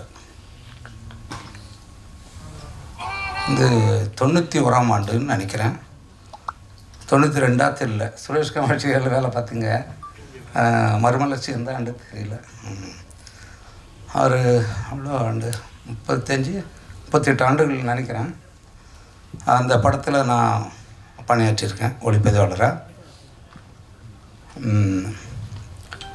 தமிழில் மட்டுமில்லை, இந்தியாவில் வெளியான ஒரு வணிக சினிமா அந்த எல்லைக்குள்ளே ஒரு மிகச்சிறந்த ஆகச்சிறந்த ஒரு படைப்பு மறுமலர்ச்சி படம். நீங்கள் இப்போவும் பார்க்கலாம். அந்த படம் தமிழ்நாட்டினுடைய ஒரு நிலப்பகுதிகளில் இருக்கக்கூடிய ஒரு சாதிக்குள்ளே இருக்கிற ஒரு சின்ன ஊரினுடைய தலைவரை பற்றி தான் பேசுது. அதுக்குள்ள ஒட்டுமொத்த தமிழ் மண்ணோட தமிழ் பண்பாட்டுடைய கலாச்சார சாரம் அதுக்குள்ளே இருக்கும். யாருக்குள்ளேயும் எந்த பகைமையும் இல்லாமல், வன்முறை, தீண்டாமை எதுவுமே இல்லாமல் பெண்களை மதிக்கிற ஒரு மனிதன் குறித்த ஒரு படம் அது. அது யாராவது காயப்பிடிச்ச அந்த படம் கோயம்புத்தூரில் 120ஆம் நாள் நான் பாடத்தான் அந்த படம். ஏதோ ஒரு படப்பிடிப்புக்கு போயிருந்தேன். எனக்கு படம் போய் எனக்கு பார்க்கவும் நேரம் இல்லை. அப்போல்லாம் ஒரு 2 படம் 3 படம் நான் படப்பிடிப்பில் இருந்துக்கிட்டே இருப்பேன். ஏன் அதை சொல்கிறேன்னா, ஒரு நிலப்பகுதியில் இருக்கக்கூடிய அங்கே இருக்கக்கூடிய அந்த மக்கள் குறித்த அரசியலுக்கு தலைவனாக இருக்கக்கூடியவர்களை பற்றி படம் எடுத்தால் அது சாதி படம்னு சொல்லக்கூடாது. அப்படி சொல்லி நீங்கள் ஒதுக்கிட பார்க்குறீங்க. அதை செய்கிறதெல்லாம் யாருன்னு தெரியும். அதனால் நீங்கள் ஒரு படத்தை ஒதுக்கிட நினைக்காதீங்க. ஏன்னா இந்த படம் அது உள்ளே என்ன இருக்குன்னு எனக்கு தெரியாது. ஆனால் மாவீரன் குரு அவர்களுடைய வாழ்க்கை எனக்கு தெரியும். எனக்கு ரொம்ப வியப்பாக இருந்துச்சு. இந்த படத்தை கதையை எடுக்கிறாங்கன்னொடனே இப்படி நிறைய பேர் இருக்காங்க. நிறைய பேர் எடுக்க வேண்டியிருக்கு. தமிழ் மண்ணில் மறைக்கப்பட்ட ஒரு பெரிய மாமனிதர்களுடைய வரலாற்றை நிறைய நம்ம செய்ய வேண்டியிருக்கு. இந்த படத்தை சரியாக மக்கள்கிட்ட கொண்டு போகணும் கௌதமன். அதை கொண்டு போக நீங்கள் தவறுற மாதிரி எனக்கு தெரியுது. தவறுறதுன்னா வேண்டுமென்றே இல்லை, இது சரியாக போய் சேரணும். ஏன்னா காலம் மிக குறைவாக இருக்குது. இது ஒரு படம் முடிஞ்சு வரும்போது நிறைய செய்தி ஒரு படம் அதான் சொன்னேன் இல்லைங்க. ஒரு ஹோட்டலில் போய் தலைப்பகாட்டி பிரியாணியில் போய் சாப்பிட்டுட்டு வெளியில் வந்தோடனே தொடச்சிட்டு வர்ற மாதிரி இருக்கக்கூடாது. அடுத்த வேலை அது உங்களோட ஏதோ ஒரு செய்தியை கடத்தணும், அடுத்த தலைமுறைக்கு ஒன்று கடத்தணும், உங்களை எந்த வகையிலாவது சிந்திக்கணும், ஒரு மாற்றத்தை உருவாக்கணும். அதுதான் படைப்பு. அப்படி ஒரு படைப்பாக இது இருக்கணும்னு நான் நினைக்கிறேன். ஏன்னா எல்லோரும் பேசுனதை பார்த்தா வைரமுத்தண்ணன் அவர் இடத்துக்கு தகுந்த மாதிரி பேசுவார். அவர் இடத்துக்கு தகுந்த மாதிரி பேசுவார், ஆளுக்கு தகுந்த மாதிரி எழுதுவார், எல்லாம் அதோடது. ஆனால் அதையும் தாண்டி இந்த படத்துக்கு அவருடைய பங்களிப்பை ஏன்னா பாடலாம் வெளியாயிடுச்சுல, நான் கேட்டேன்ல, இந்த தமிழை அப்படி கொடுத்துருக்காரு. உண்மையிலே இதில் பொய் சொல்லாடல் இல்லாமல் அதை எழுதியிருக்காரு. ஜிவி பிரகாஷ் இருக்கார். எனக்கு பிடிச்ச இளையராஜாவுக்கு பிறகு சமகாலத்தில் இருக்கக்கூடிய ஒரு மிக தேர்ந்த ஒரு இசைக்கலைஞன். அப்புறம் பாருங்கள், இந்த அவ்வளோ நடிகர்கள் இருக்காங்க. நிறைய நடிகர்கள் இருக்கிறதால ஒரு படத்தை பார்க்கணுன்னு அவசியம் இல்லை. தேவைப்படாத மக்களுக்கு அவசியமில்லாத படங்களில் தான் நிறைய நடிகர்கள் இருப்பாங்க பொதுவாக. இப்படி ஒரு நல்ல ஒரு கருத்தை சொல்லக்கூடிய ஒரு படத்தில் எல்லாரும் இருக்காங்க. ஒரு என்ன சொல்கிறதுன்னா, ஒன்றுமே இல்லாத ஒரு படத்தை பின்னாடி சொல்லிக்கிட்டே இருப்பாங்க. அப்படி படம் இப்படி படம் அது செய்வாங்க, என்னென்னமோ நடக்கும். அது திட்டமிட்டு நடக்குது. இங்கே யாருக்குள்ளே எந்த ஒரு விரோதமும் கிடையாது. குருவுடைய அரசியல் என்னென்னா, இந்த ஒடுக்கப்பட்ட விளிம்பு நிலை தலித் மக்களுக்கான ஆதரவோடு தான் அவருடைய அரசியல் இருந்துச்சு. ஆனால் அவரை அந்த சாதிக்கு எதிரானவர்களாக கட்டமைச்சது யாருன்னா, இந்த 2 சமுதாயத்தையும் பிரித்து ஓட்டு வாங்கி பிழைப்பு நடத்துகிற அதிகாரத்தை தக்க வச்சிருக்கிற இந்த அரசியல் கூட்டம்தான் இவங்களுக்குள்ளே தொடர்ந்து அந்த ரத்தத்தை குடித்து அதிகாரத்தை சுவைச்சிக்கிட்டு இருக்கு. அதெல்லாம் இப்போ வேஷம் கலைஞ்சிக்கிட்டு இருக்கு. கொஞ்சம் கொஞ்சமாக அந்த வேஷம் கலைஞ்சிக்கிட்டு இருக்கு. இந்த படம் அந்த வேஷத்தை இன்னும் அதிகமாக கலைக்கும்னு நான் நினைக்கிறேன். குறிப்பாக சொல்லணும்னா, அவங்க இந்த படத்தில் நிறைய பணம் சம்பாதிச்சு நம்ம எடுத்துகிட்டு போகணும் அப்படிங்கிறதுக்காக இவங்கள நான் இப்போ தான் பார்க்குறேன் மேடையிலே. அதுக்காக இவங்க வரல. ஒரு நல்ல மனிதரை பற்றிய ஒரு படம் இது மக்களுக்கு போகணுங்கிறதுக்காக எடுத்திருக்காங்க. அது மக்கள்கிட்ட போகணுங்கிறது தான் என்னுடைய விருப்பம். ஒரு சரியில்லாத ஒரு படம் ஓடக்கூடாதுன்னு சொல்கிறாள் நான். அது எதுக்கு ஓடணும்? அது தேவையில்லை.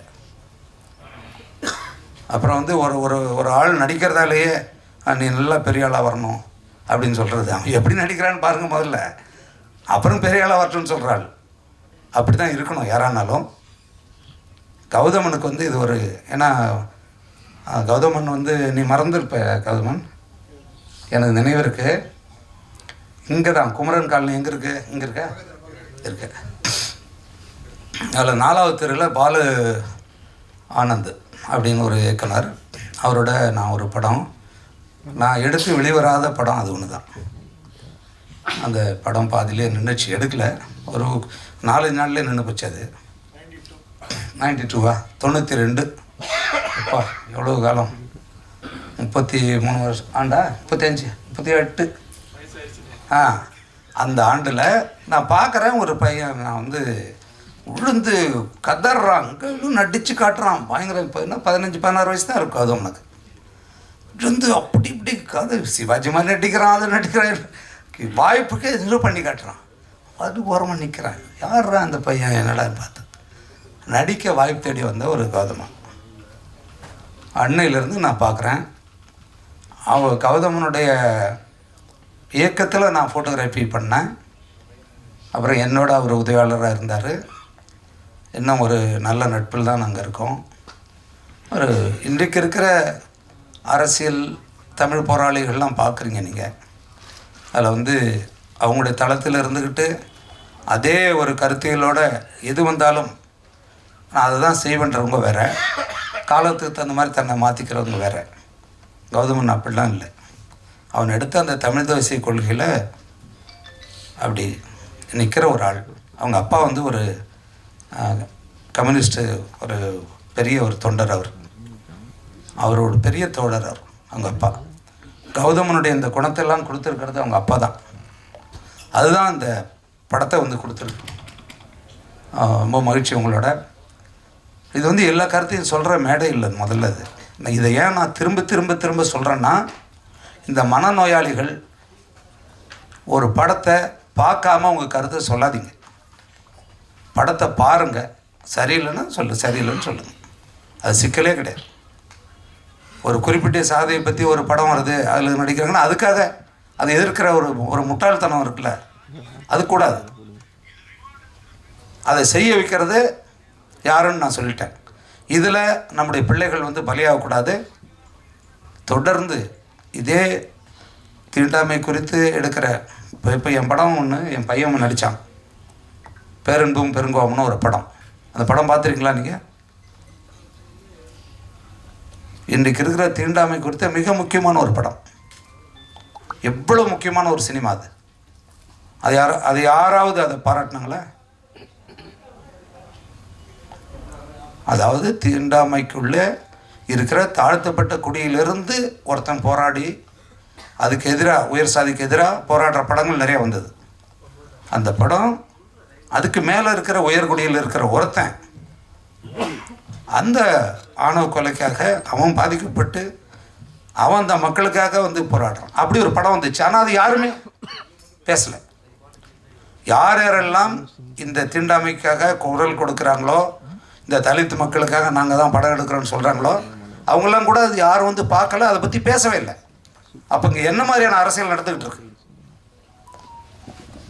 இந்த சினிமா வச்சு வேற என்ன பிழைப்பு பண்ணிட்டு இருக்கு நீங்கள்? அந்த பிழைப்பு இந்த படத்துக்குள்ளே வரக்கூடாது. இது ஒரு பொதுவான இந்த தமிழ் மண்ணில் வாழ்ந்து மறைந்த, அறம் சார்ந்து இயங்கிய இந்த மண்ணையும் மக்களையும் இந்த இனத்துக்காக அந்நியர்களுக்காக எதிர்த்து குரல் கொடுத்து மறைந்த ஒரு வீரனுடைய ஒரு கதை. அப்படி நீங்கள் பார்க்கணுங்கிறத என்னுடைய கோரிக்கை. நன்றி, வணக்கம். தவிரவும் அவர் இருந்து பார்த்துருந்தா இல்லாமலே, நான் கடைசி நேரத்தில் பகிரியில் வாட்ஸ்அப்பில் அனுப்புனதை பார்த்துட்டே அவர் வந்து என் மீது இருக்கிற பேரன்பையும் பெரும்பாசத்தையும் அவர் காட்டினதுங்கிறது மறக்க முடியாத அவருடைய உரை. விமர்சனங்கள் யார் மேலே வேணாலும் இருக்கலாம். ஆனால் இன்னைக்கு தமிழ் இனத்தில் மட்டும் இல்லை, இந்திய ஒன்றியத்தில் மட்டும் இல்லை, உலகத்திலேயே இன்னைக்கு வாழ்ந்துகிட்டு இருக்கிற ஒரு பெரும் கவிஞர், ஒரு புலமை வாய்ந்த ஒரு தமிழர் கவிப்பேரரசு வைரமுத்து அப்படிங்கிறத காலம் எதிர்காலம் சொல்லும். தவிரவும் அவர் மட்டும் இல்லை, அவர் பேச்சில் இருந்த அந்த அன்பு பாசம் மட்டும் இல்லை, இங்கே மேடையில் இருக்கிற என்னை வளர்த்து விடணும்னு முடிவு பண்ணி இந்த படைப்பை தொடங்கின விகே ப்ரொடக்ஷன்ஸ், என்னுடைய பெரும் பிரியத்துக்குரிய பாசத்துக்குரிய ஒவ்வொருத்தரும், அது உமாதேவன் ஐயாவாக இருக்கட்டும், குரல் அமுதனாக இருக்கட்டும், பாஸ்கர் ஐயாவாக இருக்கட்டும், இது அடுத்த கட்டத்துக்கு எடுத்துகிட்டு போகணுன்னு வந்து என்னோடு இணைந்த கர்நாடகத்திலேருந்து வந்த ஒரு தமிழர் கிருஷ்ணமூர்த்தி அவர்களாக இருக்கட்டும், நான் எப்பொழுதும் தோளோட நிற்பேன், உன்னை வளர்த்துறது என்னுடைய வேலைன்னு இறுதி கட்டத்தில் ஆகிற எல்லா செலவையும் ஏற்றுக்கொண்ட ஐயா சரவணராஜ் ஐயா அவர்களாக இருக்கட்டும். இதில் சில சிறு தடங்கல்கள் இதெல்லாம் வரும்போது அதெல்லாம் கூட நின்று சரி செஞ்ச ஐயா சுந்தரவரதன் ஐயாவாக இருக்கட்டும், எப்பொழுதும் துணை நிற்கிற கண்ணன் சகோதரராக இருக்கட்டும், முதல் வெள்ளை பேப்பர்லேருந்து இதுவரைக்கும் எல்லா காட்சிகளையும் பட குரல் பதிவு செய்கிறதுலேருந்து முடிகிற வரைக்கும் எல்லாத்தையும் பார்த்து என் தோளோடு தோல் நிற்கிற என்னுடைய பேரன்பிற்குரிய சகோதரர் சுரேஷ் காமாட்சி அவர்களாக இருக்கட்டும். பல நேரத்தில் எனக்கும் அவருக்கும் பெரும் வாக்குவாதம் வரும், ஆனால் உள்ளுக்குள்ளே ஒரு பேரன்பை சுமந்து எப்பொழுதும் என்னோட தூரத்தில் இருந்தாலும் ஒரு என்ன இது இப்படி போ இப்படி செய் அப்படின்னு சொல்கிற தங்கர் பச்சான் அவர்களாக இருக்கட்டும். இப்படி எல்லாருமே மேடையில் இருக்கிற என்னோட எல்லா படைப்புகளிலும் துணை நிற்கிற தன்னுடைய நெருப்பு தரிக்கிற வசனங்களை நான் என்ன நினைக்கிறேனோ நான் ஒன்று சொல்லுவேன், சொல்லாமலும் இருப்பேன், சொல்லாதது திரும்ப எனக்கு ஞாபகம் வரும், இந்த வசனம் இப்படி இருந்தால் இருக்குன்னு. பேப்பரில் வரும்போது அது அப்படியே இருக்கும், இதே வார்த்தையை நான் போடணும்னு நினச்சேன் அப்படின்னு நான் சொல்லுவேன் கூப்பிட்டு. அப்படி எல்லா நேரத்திலும் ஒரு நெருப்பு சிற்பத்தை போல தன்னுடைய வசனங்களால் என் கூடவே இருக்கிற என்னுடைய தம்பி பாலமுரளிவர்மனாக இருக்கட்டும். இப்படி எல்லாருமே இந்த அன்புன்றது இவர்கள் மட்டும் இல்லை, நான் ஒரு பேச்சுக்கு சொல்லலை, எதிரில் உட்கார்ந்துருக்கிற ஒரு என்னுடைய ஊடக தோழமைகள் சகோதரர்கள், உங்களுக்கும் நான் அது என்ன வார்த்தை சொல்கிறதுன்னு எனக்கு தெரியல, நீங்களும் அந்த பேரன்பை எல்லா நேரத்திலையும் செலுத்திக்கிட்டு இருக்கீங்க. என்னை பார்க்கும்போது நான் படைப்பு செய்யாத போது, போராட்ட காலத்தில் இருக்கும்போது அது முடிச்சுட்டு இங்கே ஒரு இல்லைன்னு நினைக்கிறேன், ராஜ் டிவியில் அவர் இருந்தார், அவர் என்னை லிஃப்டில் பார்த்து இந்த ஜல்லிக்கட்டு போராட்டத்தில் என்னை முதல் முறையாக என்னை கட்டி பிடிச்சி முத்தம் கொடுத்தாரு கன்னத்தில், ஒரு ஆணுகிட்ட வாங்கின முத்தம் அது, ஒரு ஊடகவியலாளர்.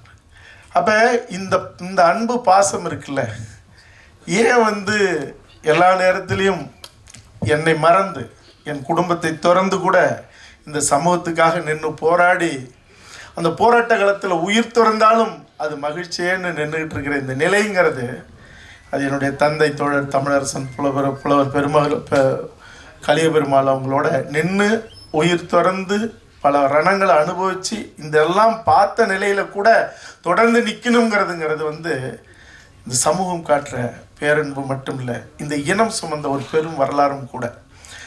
இந்த படைப்பு கூட நான் போன முறை மறுபடியும் இங்கே ஒளிபரப்பு சில பாடல்களும் ஒரு வீரப்படையாண்ட வீராங்கிற அந்த லிரிக்கல் வீடியோவும் அந்த முன்னோட்ட காட்சி முதல்லையும் கடைசியில் போட்டதெல்லாம் ஏற்கனவே அதுக்கு முன்னாடி இருக்கிறதெல்லாம் நீங்கள் பார்த்தது.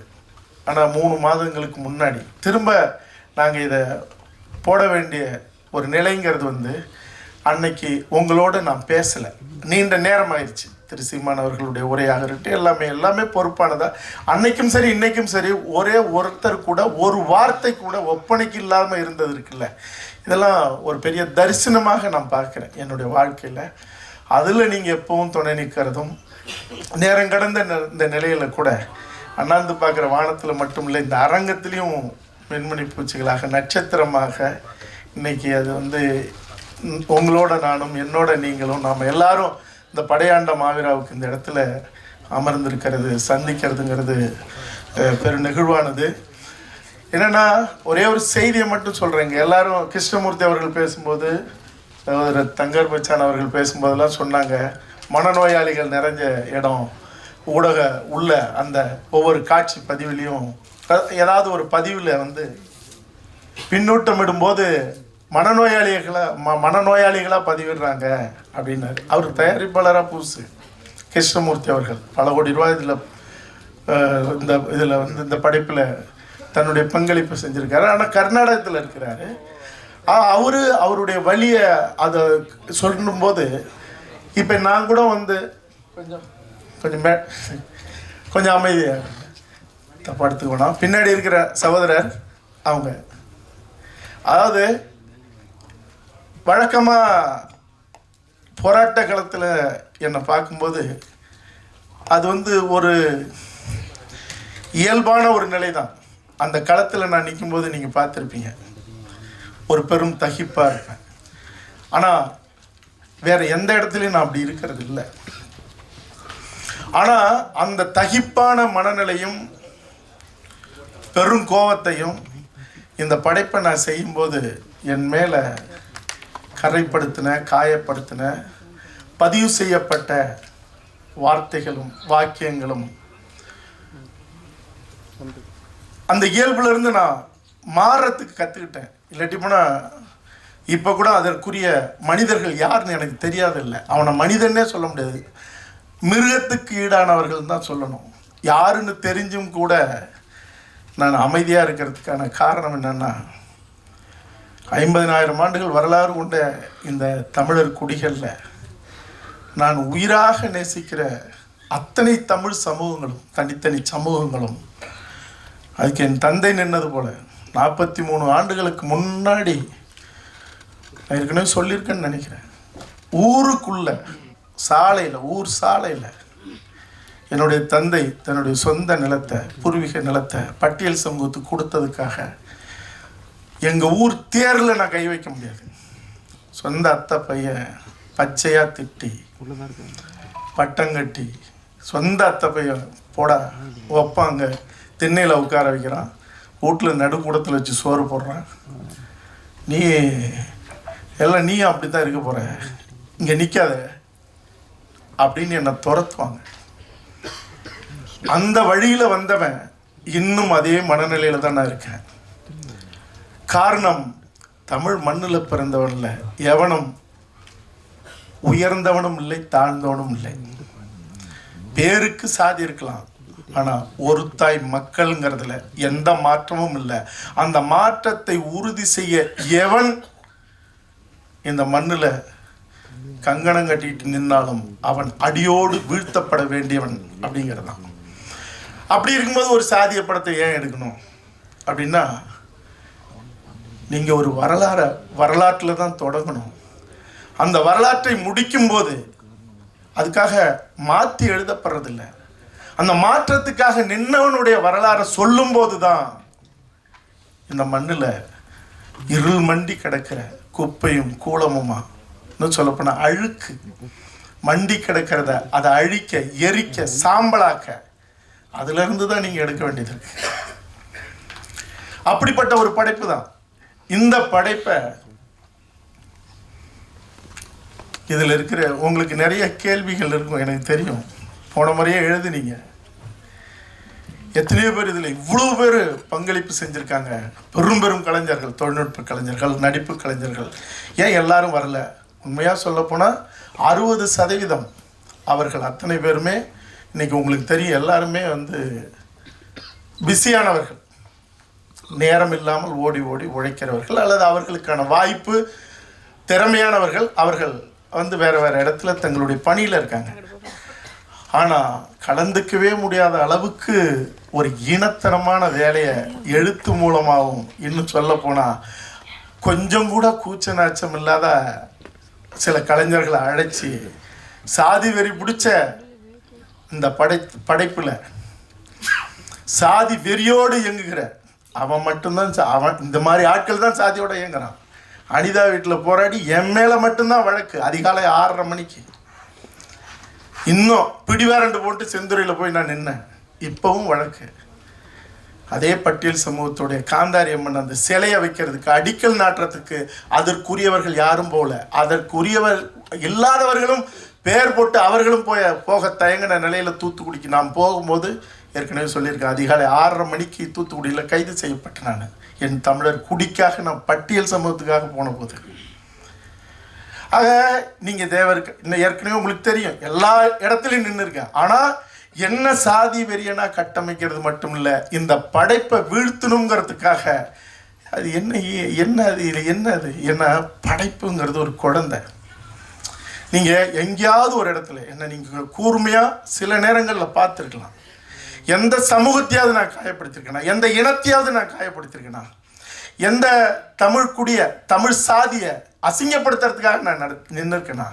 ஆனால் இந்த வேலையை ஏன் இவ்வளவு கங்கணம் கட்டிக்கிட்டு எதுக்கு இந்த அருவருப்பை எதுக்கு செய்யணும்? இதற்கு நான் ரொம்ப என் மேலே என் மண்ணை, என் பகுதி மண்ணை சார்ந்த ஒரு தலைவர். என் தந்தையும் அவர் தந்தையும் ஒன்றா படித்தவங்க.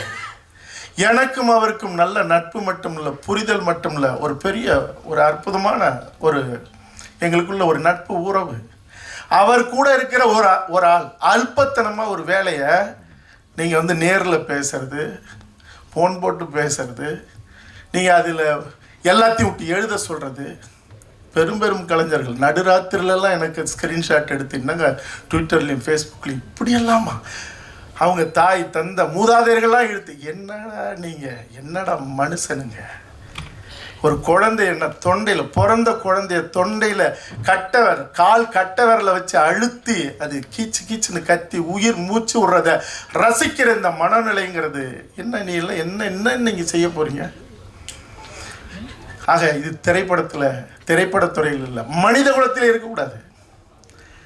ஆக இந்த ஈனத்தனமான வேலையெல்லாம் என் படையாண்ட மாவீராவுக்கு மட்டும் இல்லை, எதுலையுமே இருக்கக்கூடாது. ஆனால் எல்லாரும் சொன்னது போல எதையும் அறம் கொண்ட எதையும் இந்த மண்ணில் வீழ்த்த முடியாது. சில காலம் மறைக்கலாம், அது மறுபடியும் எழுந்து வரும் கீழடி போல. செம்மணி புதைக்குழி 20 வருஷத்துக்கு முன்னாடி கொன்று ஆயிரக்கணக்கான பேரை புதைச்ச இடத்துல இன்னைக்கு சிங்களவனே வந்து ஆய்வு பண்ணி தினம் தோண்டி எடுத்துக்கிட்டு இருக்கான். என் தாய் மொழிக்கும் சமமான என்னுடைய தமிழீழ தேசிய தலைவன் பிரபாகரன் அறமாக ஆண்ட அந்த மண்ணில் நடந்த அந்த கொடூரமே இன்னைக்கு அவர்களுக்கு எதிராக வெளியே வந்துக்கிட்டு இருக்கு. படைப்பை போய் வீழ்த்த நினைக்கிறதுங்கிறதெல்லாம் ரொம்ப அருவருப்பானது. ஆனாலும் இந்த படைப்புக்காக துணை நின்ற இவர்களை நான் என்னன்னு சொல்கிறது, நான் முன்னாடி சொன்னது போல் எனக்கு எதுவுமே இல்லை. தொடர் தமிழரசன் வரலாறு எடுக்கணும், மேதகு பிரபாகரன் வரலாறு எடுக்கணும். இந்த வரலாறுகள்லாம் எடுத்துட்டு நான் சுகமாக சாயறதுக்கு இல்லை, சரியறதுக்கு இல்லை, சரிஞ்சு கிடக்கிற இந்த தமிழினத்தை தலை நிமிர்த்த மீண்டும் ஒரு புதிய வரலாற்றை படைக்க, இந்த இனத்தின் எதிரிகளை தலைகுனிய வைக்கிறதுக்கு மட்டும் இல்லை, இனி என் இனத்துக்கான எதிரிகள் எவனோ இனி தலை தூக்கக்கூடாதுன்னு நிமிரும் போதே வெட்டி சாட்சி இந்த மண்ணோட மண்ணை புதைக்கிறதுக்காக, அதுக்காக தான் இந்த படைப்புகள்லாம். கவிப்பேரரசர் அவர்கள் சொன்னாங்க, அந்த பாபா வீரா மாவீரா அந்த பாடலை பார்க்க நெருப்பு பொறி பறக்குச்சு அப்படின்னு. படமும் அப்படிதான். இந்த படைப்பு, நான் இந்த படைப்பில் இருந்த டப்பிங் கலைஞர்களுக்கு ஒரு 35 பேர் வந்து அவங்க அந்த குரல் கொடுத்துக்கிட்டே வந்தவங்க கிளைமேக்ஸை மட்டும் ஏங்க எங்களுக்கு கொஞ்சம் நல்லா அப்படியே தான் காட்டுங்களேங்கன்னு 2 சீனை பார்த்துட்டு சரி இவங்க கிளைமேக்ஸ் பார்க்கட்டுமேன்னு நான் போட்டு விட்டேன். நீங்கள் படமாக பார்க்கும்போது அந்த இறுதிக்கட்ட காட்சி வரும். அதுதான் அந்த சைந்தவி அவர்கள் பாடின அந்த பாடல், வைரமுத்து அவர்களுடைய அந்த வரிகளும், ஜிவி பிரகாஷோடைய அந்த உயிர் சுமந்த அந்த மெட்டும், சைந்தவி அவங்களுடைய குரலும். நீங்கள் வந்து கண்ணுள்ள எவரும், அவன் மொழி வேறையாக இருக்கலாம், சாதி வேறையாக இருக்கலாம், இனம் வேறையாக இருக்கலாம், எதுவாக வேணாலும் இருக்கலாம், அவன் கண்ணீர், அவன் கதறி விம்மி, அவன் கண்ணீர் கன்னத்தில் விழிஞ்சு நெஞ்சில் இருக்கிற அந்த சட்டையை இதயத்தை நினைக்கும். அது ஏன்னா ஒரு அறம் சுமந்த ஒருத்தனுடைய வரலாறுங்கிறது அது இடைவெளி இல்லாத ஒரு பெரும் நெருக்கத்தை மட்டும் இல்லை, ஒரு தாக்கத்தை உருவாக்குங்கிறத அந்த டப்பிங் கலைஞர்கள் பார்த்துட்டு ஒரு 10-15 நிமிஷம் கட்டி பிடிச்சி என்னை அழுதுகிட்டே இருந்தாங்க. நான் அந்த இடத்துலையே என் படைப்புக்கான புனிதத்தை நான் அடைய தொடங்கிட்டேங்கிறது தான். நான் தமிழரசன் வரலாறும் பிரபாகரன் வரலாறும் எடுப்பதுங்கிறது உறுதிப்படுத்தப்பட்டது இந்த படத்தினுடைய வெற்றியோடு சேர்த்து அப்படின்னு நான் அந்த இடத்துல ஒரு தரிசனமாக உணர்ந்தேன். இந்த படைப்பு வெல்லுங்கிறதுல எனக்கு எந்த மாற்றமும் இல்லை. உங்களுக்கு எண்ணற்ற கேள்விகள் இருக்கலாம். இதை தாண்டி இங்கே தெளிவுபடுறதுக்காக அல்லது மற்றவங்களுக்கு தெளிவுபடுத்துறதுக்காக என் மேலே பாய்ச்சப்படுகிற அம்பு கேள்விகள் கூட உங்கள்கிட்ட இருக்கலாம். எது வந்தாலும் அதற்கு உரிய பதிலை சொல்ல நான் காத்துக்கிட்டு இருக்கேன். ஏன்னா பசி நேரம், சர்க்கரை சம்மந்தப்பட்ட சில சிக்கல்கள் இருக்கிறவங்களுக்கு அதெல்லாம் பெரிய தொந்தரவு தான். என்னுடைய மன்னிப்பை கேட்டுக்கிறேன். உணவு எல்லாரும் சேர்ந்து அருந்துவோம். அதுக்கு முன்னாடி உங்கள் கேள்விகளை கேளுங்க. நன்றி. நான் மறந்துட்டேங்க, மறந்துட்டேன். என்னென்னா நான் ஒரு திரைக்கதை எழுதிக்கிட்டு இருக்கேன். அதில் நான் வெளியில் இருந்துட்டேன். இந்த படம் எனக்கு பார்க்க முடியாமல் போயிட்டுது. 2 முக்கியமான நண்பர்கள், முக்கியமானன்னா எனக்கு முக்கியமானவங்க இல்லை, இந்த தமிழ் சமூகத்துக்காகவே தொடர்ந்து இடையறாது பணியாற்றிருக்கிற 2, ஒன்று ஊடகத்துறையில் முக்கியமான ஒருத்தர் அவர், இன்னொருத்தர் ஒரு மருத்துவர். அவங்க 2 பேரும் இந்த படம் பார்த்துட்டு என்ன இரவு கூப்பிட்டாங்க. அவங்க வந்து என்னென்னா ஒரு பிரிவு போட்டோம். இரு கௌதமனை திட்டுக்கிட்டே இருப்பாங்க 2 பேரும். இவன்லாம் என்னங்க இவன் ஒரு வேலை என்னங்க படம் எடுக்கிறான், அது பண்ணுறாங்க, எங்கே அவன் சும்மாவே இருக்க மாட்டேங்கிறான், போய் கத்திப்பறா மேம்பாலத்துக்கு கூட்டம் போட்டுட்டு இருக்கான். நாங்கள் என்னங்க அவன் இப்படி ஆளாங்க, என்னங்க அது இப்படி எனக்கு திட்டுவாங்க, ஏன்னா என் கூட தான் இருக்கிறான்ல கௌதமன். சரிங்க படம் என்னங்க வர சொல்லுங்கண்ணா. நல்லா எடுத்துட்டாங்க படம், ரொம்ப நல்லா இருக்குதுங்க அப்படின்னாங்க. அப்படிங்களா அப்படின்னா இல்லை நீங்கள் பாருங்கள், ரொம்ப நாங்களாம் அழுதுச்சோம் 2 பேரும். நாங்கள் வாழ்க்கையில் அழுதே இருக்க முடியாத அவங்க 2 பேரும் அப்படி சொன்னால் எனக்கு மகிழ்ச்சியாக இருந்தது. நான் அதை சொல்லணும், ஏன்னா கௌதமா நீ வந்து அவங்க அப்படி சொல்ல மாட்டாங்க, சொல்ல வச்சுருக்கேன், எனக்கு அது மகிழ்ச்சி. தம்பி நீ தமிழ் நீ நல்லா வாடா, நீ வாடா வா, ஏன்னா நான் அந்த கடமை தவறிட்டேன். நல்லா வரணும். கௌதமன் கொஞ்சம் கூட ஒரு பகட்டு இல்லாமல் பிள்ளைய அந்த ஒரு தமிழ் உணர்வோடு வளர்த்துட்ருக்காரு. நீ நல்லா வரணும். நீ வந்து என்ன பெரிய நடிகை ஆகிட்டு இந்த மக்களை தொந்தரவு பண்ணக்கூடாது, சரியா? சரி. கேள்விகள் தொடங்கி விரைவில் முடிக்கலாம். இந்த படம் வந்து காடு வெட்டி குருவோட வரலாறு அப்படின்னு நீங்கள் சொல்லிகிட்டு இருக்கீங்க. ஆனால் அதிகாரபூர்வமாக நீங்கள் எங்கேயுமே உங்கள் விளம்பரத்துலேயோ உங்கள் இதுலேயோ பதிவு பண்ணலையே. இது இவருடைய வரலாறு தான் பதிவு பண்ணல. 1. 2வது அவர் குடும்பத்தை சேர்ந்தவர்களை எங்கிட்ட கேட்காமலேயே வந்து ஒரு படம் எடுத்துகிட்டு இருக்காரு. நாங்களே அப்படி ஒரு படம் எடுக்கிற மாதிரி ஐடியாவில் இருக்கோம்னு சொல்லியிருக்காங்க. சரி, போன இசை வெளியீட்டு விழாவுக்கு வந்தீங்களா? வரலையா? நான் போன இசை வெளியீட்டு விழாவிலேயே பிரகடனப்படுத்திட்டோம். நீங்கள் கேட்ட முதல் கேள்வி. 2வது கேள்விங்கிறது சொல்லலையேங்க. இல்லை, இது வந்து இது பேஸ்ட் ஆஃப் ட்ரூ ஸ்டோரி இவரோட இது அப்படின்னு நீங்கள் அதிகாரபூர்வமாக உங்கள் ப்ரொமோல நீங்கள் படம் பார்க்கும்போது இந்த படத்தில் நான் வந்து 2 பேராகவும் எடுத்தேன். காடு வெட்டி குருன்னு எடுத்தேன். அப்புறம் நாம் எல்லா நேரத்துலையும் அதிகார வர்க்கத்தை எடுத்துக்கிட்டு தானே இருக்கோம். விடலைன்னா காடு வெட்டி குணான்னு எடுத்தேன். என்னுடைய பாடல் வெளியீடு முன்னாடி நடந்தது, கொடுக்க மாட்டேன்ட்டாங்க. சமூகத்தின் பெயரை சொல்லக்கூடாது, அவர் பேரை சொல்லக்கூடாது, எங்கள் குருசாமிலாம் அவர் வந்து புலிக்கொடி பாடல், இன்னும் எத்தனையோ இது உங்களுக்கு தரவே முடியாதுன்ட்டாங்க. எனக்கும் அந்த சென்சார் அதிகாரி உயர் அதிகாரிக்கும் இதுவரைக்கும் தமிழ் சினிமாவில் அப்படி ஒரு வாக்குவாதமும் ஒரு கசப்பும் நடந்திருக்குமா, தகிப்பும் நடந்திருக்குமான்னு எனக்கு தெரியாது. நீங்கள் எங்கே வேணாலும் போங்க, தர முடியாதுங்க.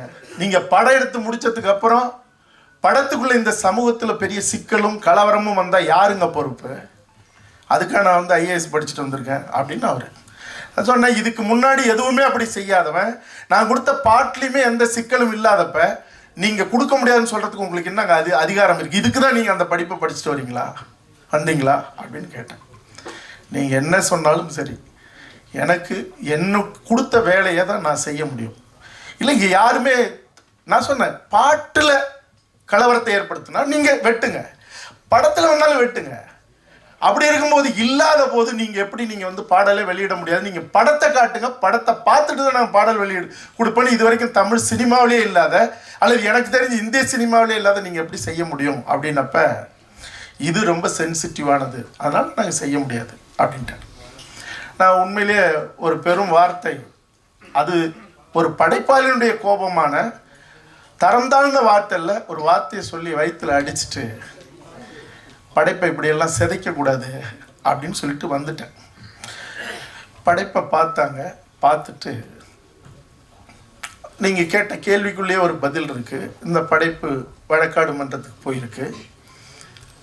வழக்காடு மன்றத்துக்கு போகிறதுக்கு அவங்களுக்கு 100% உரிமை இருக்குது. வழக்காடு மன்றத்தில் என்ன போயிருக்கு? என் தந்தை பெயருக்கு களங்கம் ஏற்படுத்துவது போல இந்த கதை அமைக்கப்பட்டிருப்பதாக நாங்கள் நம்புகிறோம். அதனால் இந்த படத்துக்கு சென்சார் தரக்கூடாது. சென்சார் கோர்ட் டைரக்ஷன் எங்கே சென்சார் கொடுத்துருச்சு. சென்சார் வந்து அதுக்கு தான் இது பதிலுக்கு நானும் வழக்குக்கு போனேன். நீங்கள் ரெண்டையும் பாருங்கள், கொடுக்கறது கொடுக்காதுங்கிறது உங்களுடைய தீர்ப்பில் உங்களுடைய முடிவில் இருக்குன்னு ஹைகோர்ட் சொல்லிடுச்சு. அதனால தான் நான் தரமாட்டேன்னு இன்னும் ஸ்ட்ராங்கானாங்க. அப்போ படைப்பை பார்த்ததுக்கப்புறம் என் பாடல் வெளியீடு தள்ளி போச்சு. படத்தை பார்த்தாங்க. பார்த்துட்டு 2 மணி நேரம் என்னை கூப்பிடாமலே டிஸ்கஷன். அப்புறம் உள்ளே கூப்பிட்டாங்க. காரணங்களாக கேட்குறாங்க, இந்த படைப்பை எதுக்காக எடுத்தீங்க, என்ன ஏது, என்ன இதுக்கு என்ன ஆவணம் இருக்குது. நான் ஆவணங்களை எல்லாத்தையும் எடுத்துகிட்டு போயிருந்தேன். ஜூனியர் விகடன்லேயே ஒரு வரலாறு தொடங்கி ஒரு கட்டம் போய் நின்று இருக்கு.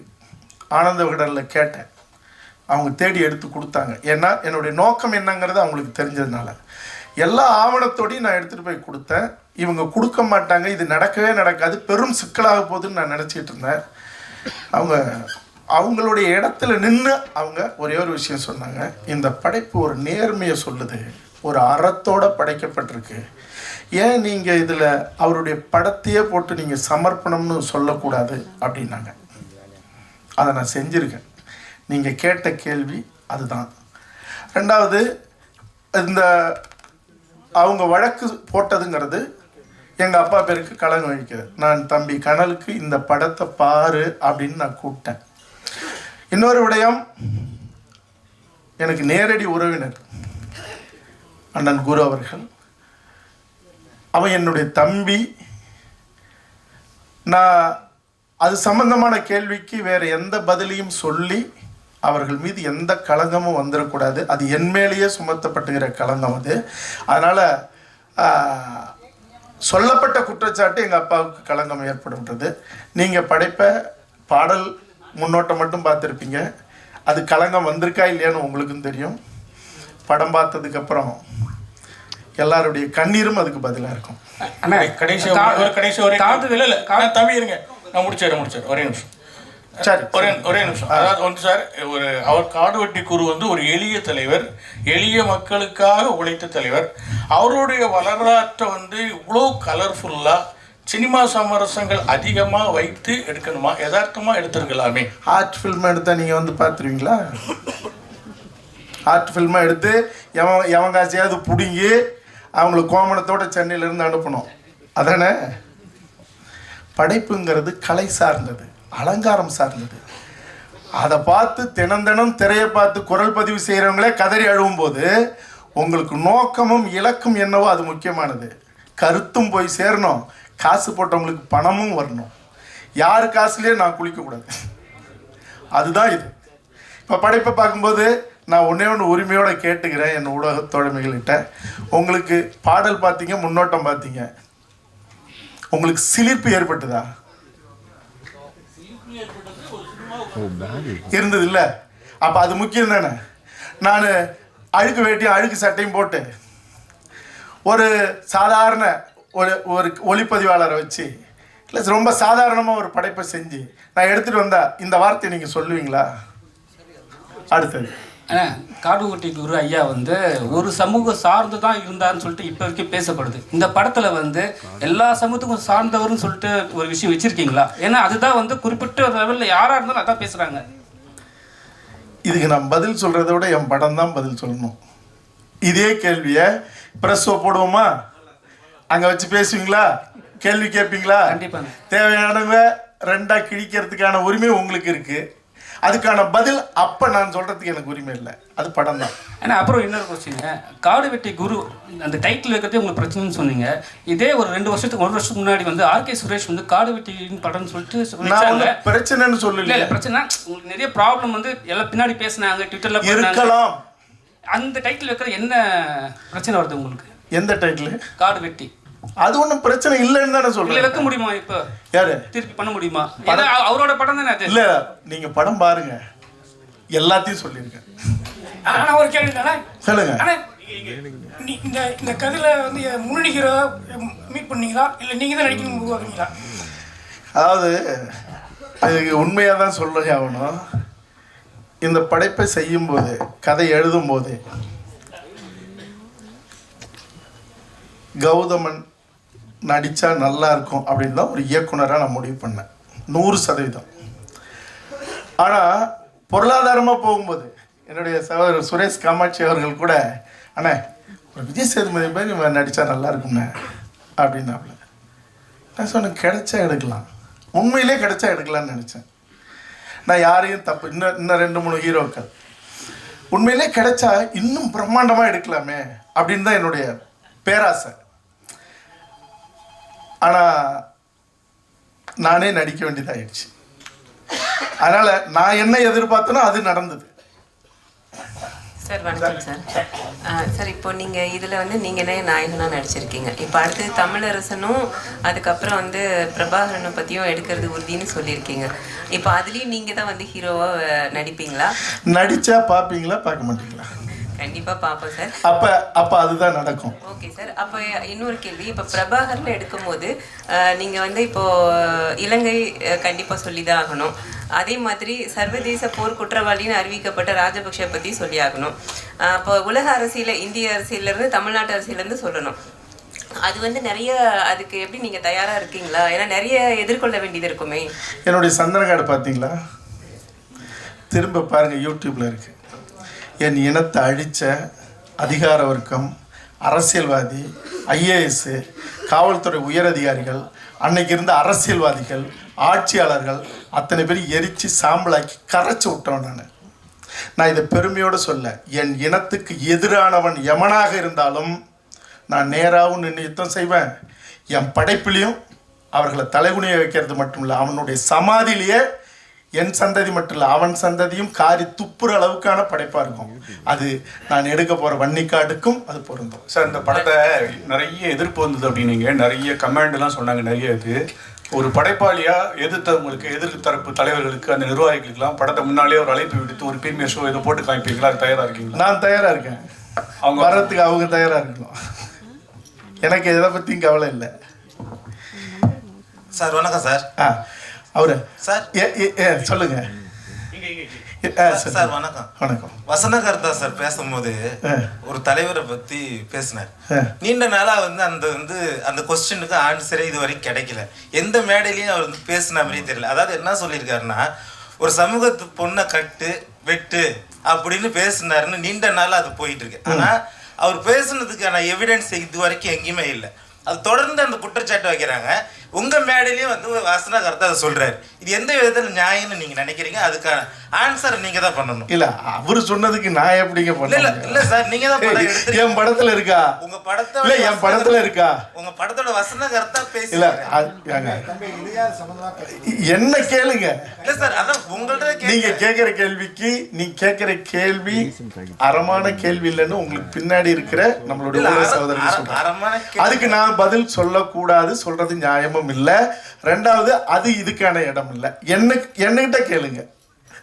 சரி சார், உங்க படம் இரு பாடா இல்ல இல்ல இருட்டா அவரு பால இல்ல இல்ல இல்ல இல்ல இல்ல இல்ல இல்ல வேணாம் வேணாம் வேணாம் இல்ல இல்ல அப்படி இல்ல சார். இல்ல நண்பா, அவர் வந்து பேசும்போது இதே மேடையில தான். இல்ல அதுக்கு என்ன பதில் சொல்றது? என்ன பதில் சொல்றது இது? இல்ல சார், அப்படி பேசினாருன்னு நீண்ட நாளா ஒரு தலைவர் மேல குற்றச்சாட்டு இருக்கு. சரி, அந்த குற்றச்சாட்டு உண்மையா இல்ல. நான் வந்து எல்லாருக்காகவும் நிற்கிறவன். அதுல நீங்க உங்களுக்கு நம்பிக்கை இருக்கா சார்? அடுத்த மேட்டர் போலாம் சார். அடுத்தது இது வந்து கயத்தார் பகுதியில் நடந்தது. ஜான்பாண்டியன் கட்சிக்காரங்களை வெட்டினாங்க, நடந்துச்சு. அதெல்லாம் அதை விட்டுருங்க. மரவனை வெட்டு, மரத்தை கட்டுதல் நடந்தது, அதை விட்டுருங்க. இப்போ வந்து தமிழரசன் கதை எடுக்கிறீங்கன்னாக்க உண்மையிலேயே அப்படியே, ஏன்னா உங்க அப்பா வந்து தமிழரசன் கூட பழகினவர்.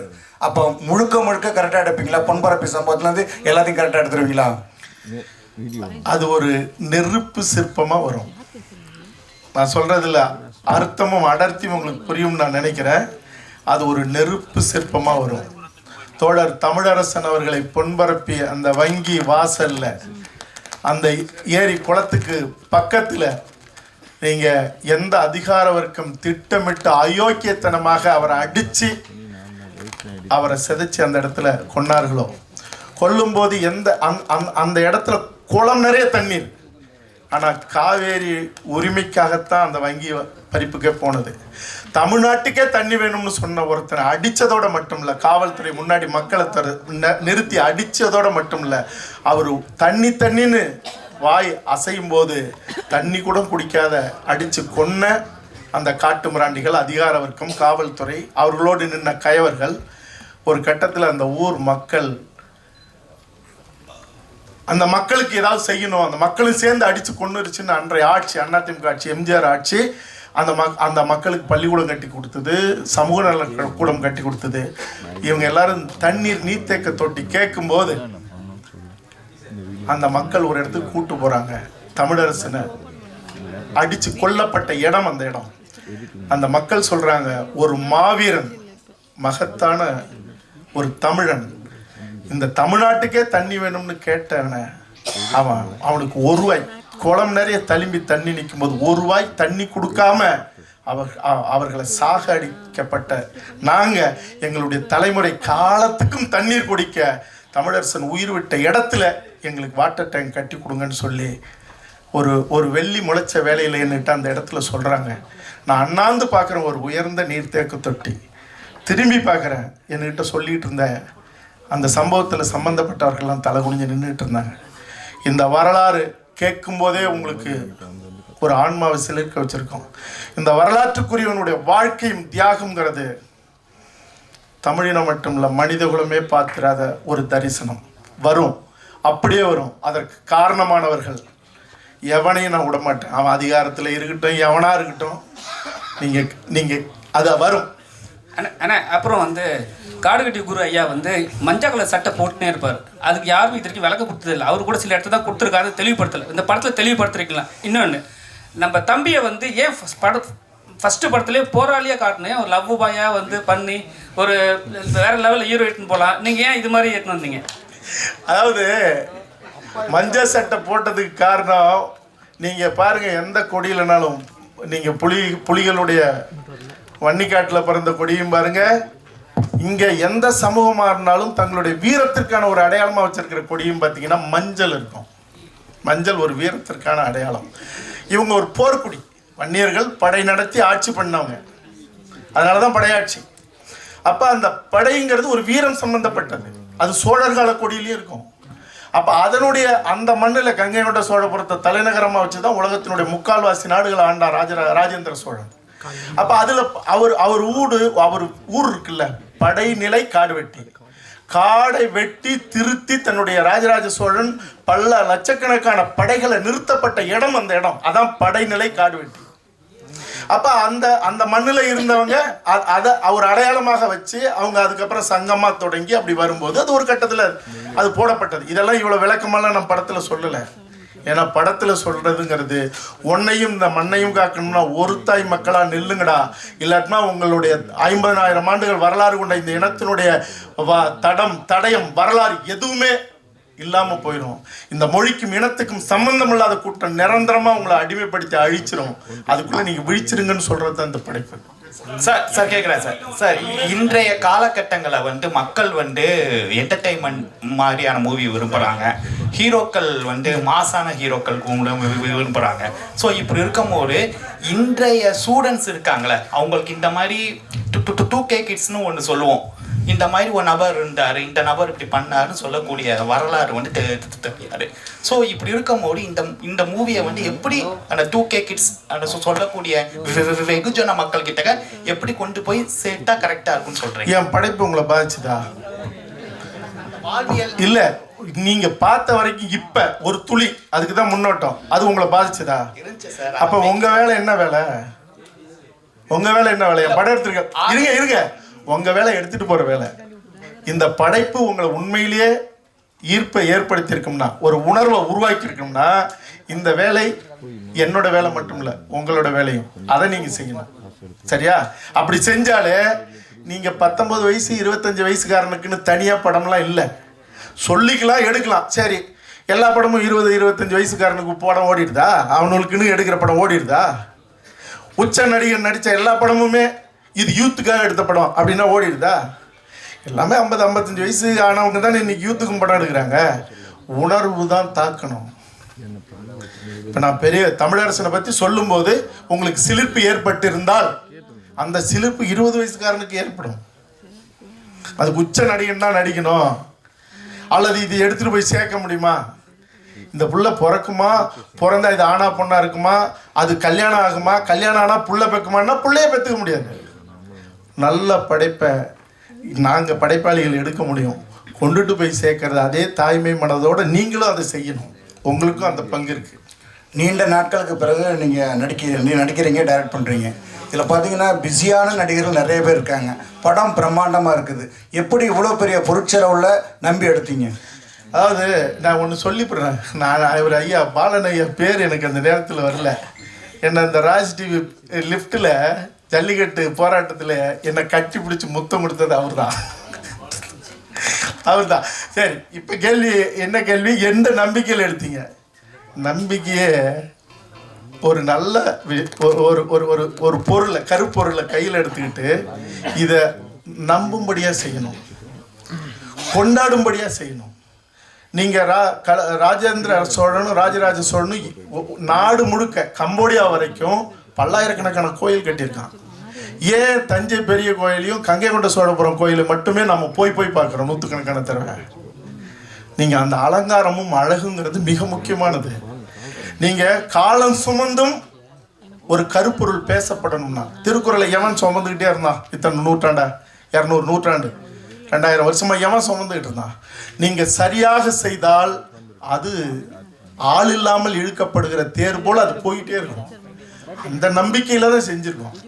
அப்புறம் தவிரவும் இந்த கேள்வியெல்லாம் கேட்குறவும் நீங்களும் எனக்கு தெரியாமலே அந்த தேரை இழுத்துட்டு போவீங்கிற நம்பிக்கையிலையும் தான். நன்றி சார். உங்களுக்கு தான் ஒரு கேள்வி. இங்க சார், லாஸ்ட்ல இங்க சார், காடுவெட்டி குரு இருக்காருல்ல, அவங்க ஃபேமிலி வந்து அவருடைய மறைவுக்கு அப்புறமா என்ன அவர் கம்ப்ளைண்ட் பண்ணாங்கன்னா, அவங்களுடைய இனத்தாரே அவருக்கு வந்து துரோகம் இழுத்ததா வந்து பிரஸ் மீட்லாம் வச்சு சொன்னாங்க. அதை பற்றி இதில் காமிச்சிருக்கீங்களா? அவரை பற்றி தான் எழுதியிருக்கிறதா சொல்லுறீங்க, இதில் காமிச்சிருக்கீங்களா? ஏன்னா அவரே வந்து அதிருப்தியா இருந்தாங்க. அவங்க ஃபேமிலி இனி வரைக்கும் வந்து துரோகம் இழக்கப்பட்டதா வந்து அதிருப்தியாவே இருக்காங்க. அதை இதில் காமிச்சிருக்கீங்களா? ஒரு விடயம் என்னன்னா, நான் துளசி செடியை தேடி போகிற ஒரு வேட்டைக்காரன், கஞ்சா செடியை தேடி போகிறவன் இல்லை.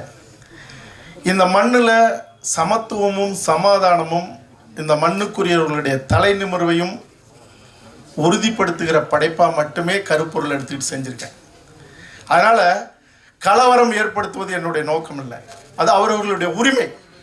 என்னை பொறுத்த வரைக்கும் தம் புள்ள நல்லா இருக்கணுங்கிறதுக்காக மருந்தை சாப்பிட்டு பத்தியம் இருந்து தன் பிள்ளைக்கு தாய்ப்பாலை கொடுத்து குணப்படுத்துகிற ஒரு தாயை போல இருக்கணும்னு நான் முயற்சி செய்கிறவன்.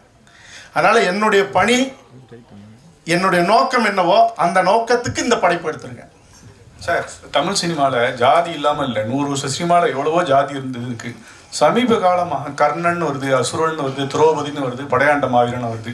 இன்னைக்கு உள்ள அந்த ஒரு ஆரோக்கியமான இந்த யங்ஸ்டர்ஸ்குள்ளே இது வந்து மோதலை ஏற்படுத்துறதா? மாறி நீங்கள் வந்து இப்படி உங்கள் படைப்பு அவங்க சொல்லுதோ, அவங்க படைப்பு சொல்லுதோ, ஒரு வன்முறையோ ஒரு மோதலையோ ஒரு ஜாதி பாசத்தையோ இல்லை ஜாதி வரியோ ஏற்படுத்தாதா? இவ்வளோ நேரம் உட்காந்துருந்தீங்க, என்னுடைய முன்னோட்டத்தை பார்த்தீங்க, பாடலை பார்த்தீங்க. உங்களுக்கு எங்கேயாவது ஒரு சின்ன ஒரு அதிர்வு, எதிரான ஒரு மனநிலை என் படைப்பிலிருந்து உங்களுக்கு ஏதாவது வந்து சேர்ந்துருக்கா? ஆமா சார், அக்னில பிறந்தீங்க சொல்லி டயலாக்லாம் வச்சிருக்கீங்க. சரி, அப்போ ஒரு ஜாதி தான குறிப்பிடுது. அப்படி சொன்னா இல்ல அப்படி இருங்க. அப்படி சொன்னா இருங்க, ஒரு ஜாதியை குடிக்கிறது விடுங்க. அவர் கேட்டது இன்னொரு சாதிக்கு எதிரான படைப்பான்னு கேட்டாரு. ஏங்க உங்க அப்பா, நான் சொல்றேன், எங்க அப்பாவோ தப்பு செஞ்சிருப்பாரு, நீங்க அதை வச்சு பேசிட்டு இருப்பீங்களா? ஒரு சமூகத்தை பத்தி எடுக்கும்போது அவன் பெருமை பேசுறது அவனுடைய உரிமை. நீங்க இருங்க காடுவெட்டி குரு அவர்களை பத்தி நான் சொல்லும்போது அவர்கள் காலங்காலமாக பேசப்பட்டுக்கிட்டு இருக்கிற தன்னுடைய ஒரு குலத்தின் வரலாறுன்னு அவங்க இப்ப நான் கேட்கிறேன், ஒரு விஷயம் கேட்கிறேன். நான் இது ஒரு கான்ட்ரவர்சியல் ஆயிடக்கூடாதுன்னு நான் நினைக்கிறேன். இயேசு எப்படி பிறந்தாருன்னு சொல்லப்படுது, அல்லாஹ் எப்படி பிறந்தாருன்னு சொல்லப்படுது. எல்லாரும் இன்னைக்கு தேர் இழுத்து கூட்டிட்டு போறோம்ல, பிள்ளையார் எப்படி பிறந்தாருன்னு சொல்லப்படுது. அதுக்கெல்லாம் போய் இந்த கேள்வி கேட்பீங்களா? இந்த கேள்வி நேர்மையற்ற கேள்வி. அவர்கள் கொண்டாட யாவருக்கும் பாதகம் இல்லாத ஒரு நம்பிக்கைங்கிறது, இது ஆன்மீக நம்பிக்கையாக இருந்தாலும் கடவுள் நம்பிக்கையாக இருந்தாலும் அத்தனையும் முட்டாள்தனமானதாக கூட இருக்கலாம். ஆனால் இன்னொரு சமூகத்தை அல்லது ஒரு குழுவினுடைய அடையாளத்தை அல்லது அவர்களுடைய நம்பிக்கையை சிதைக்கிற வேலையை செய்யக்கூடாது. நான் இன்னொரு சமூகத்தை தப்பா சொன்னா, ஒரு சமூகத்தினுடைய பேரடையாளமாக இருந்த ஒருத்தரை சொல்லும்போது அவர்கள் நம்பப்பட்ட அவர்களுடைய அந்த வழி பெருமையை அவர்கள் பேசுறதுங்கிறது அதை சொல்லக்கூடாதுன்னு சொல்றதே வன்முறை. இதை சொல்வதனால் இன்னொரு சமூகத்தை தாழ்த்தியோ இன்னொரு சமூகத்தை வன்மப்படுத்துறதோ இருந்தால் அது தவறு. அந்த படைப்பாளி தடை செய்யப்பட வேண்டியவன். அதனால இந்த கேள்வி நேர்மையற்ற கேள்வி.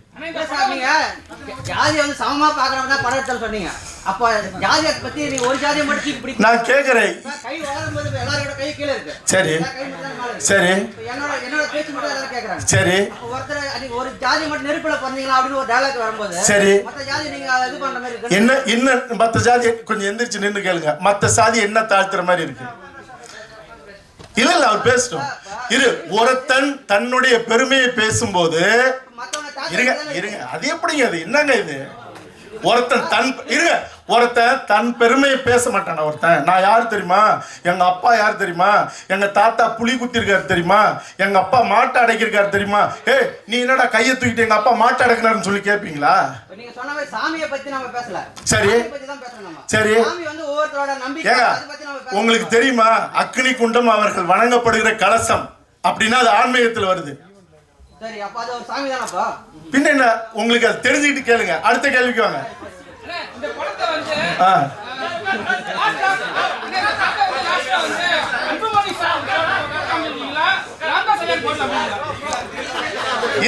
கேக்கட்டும். இப்ப என்ன கேட்டீங்க?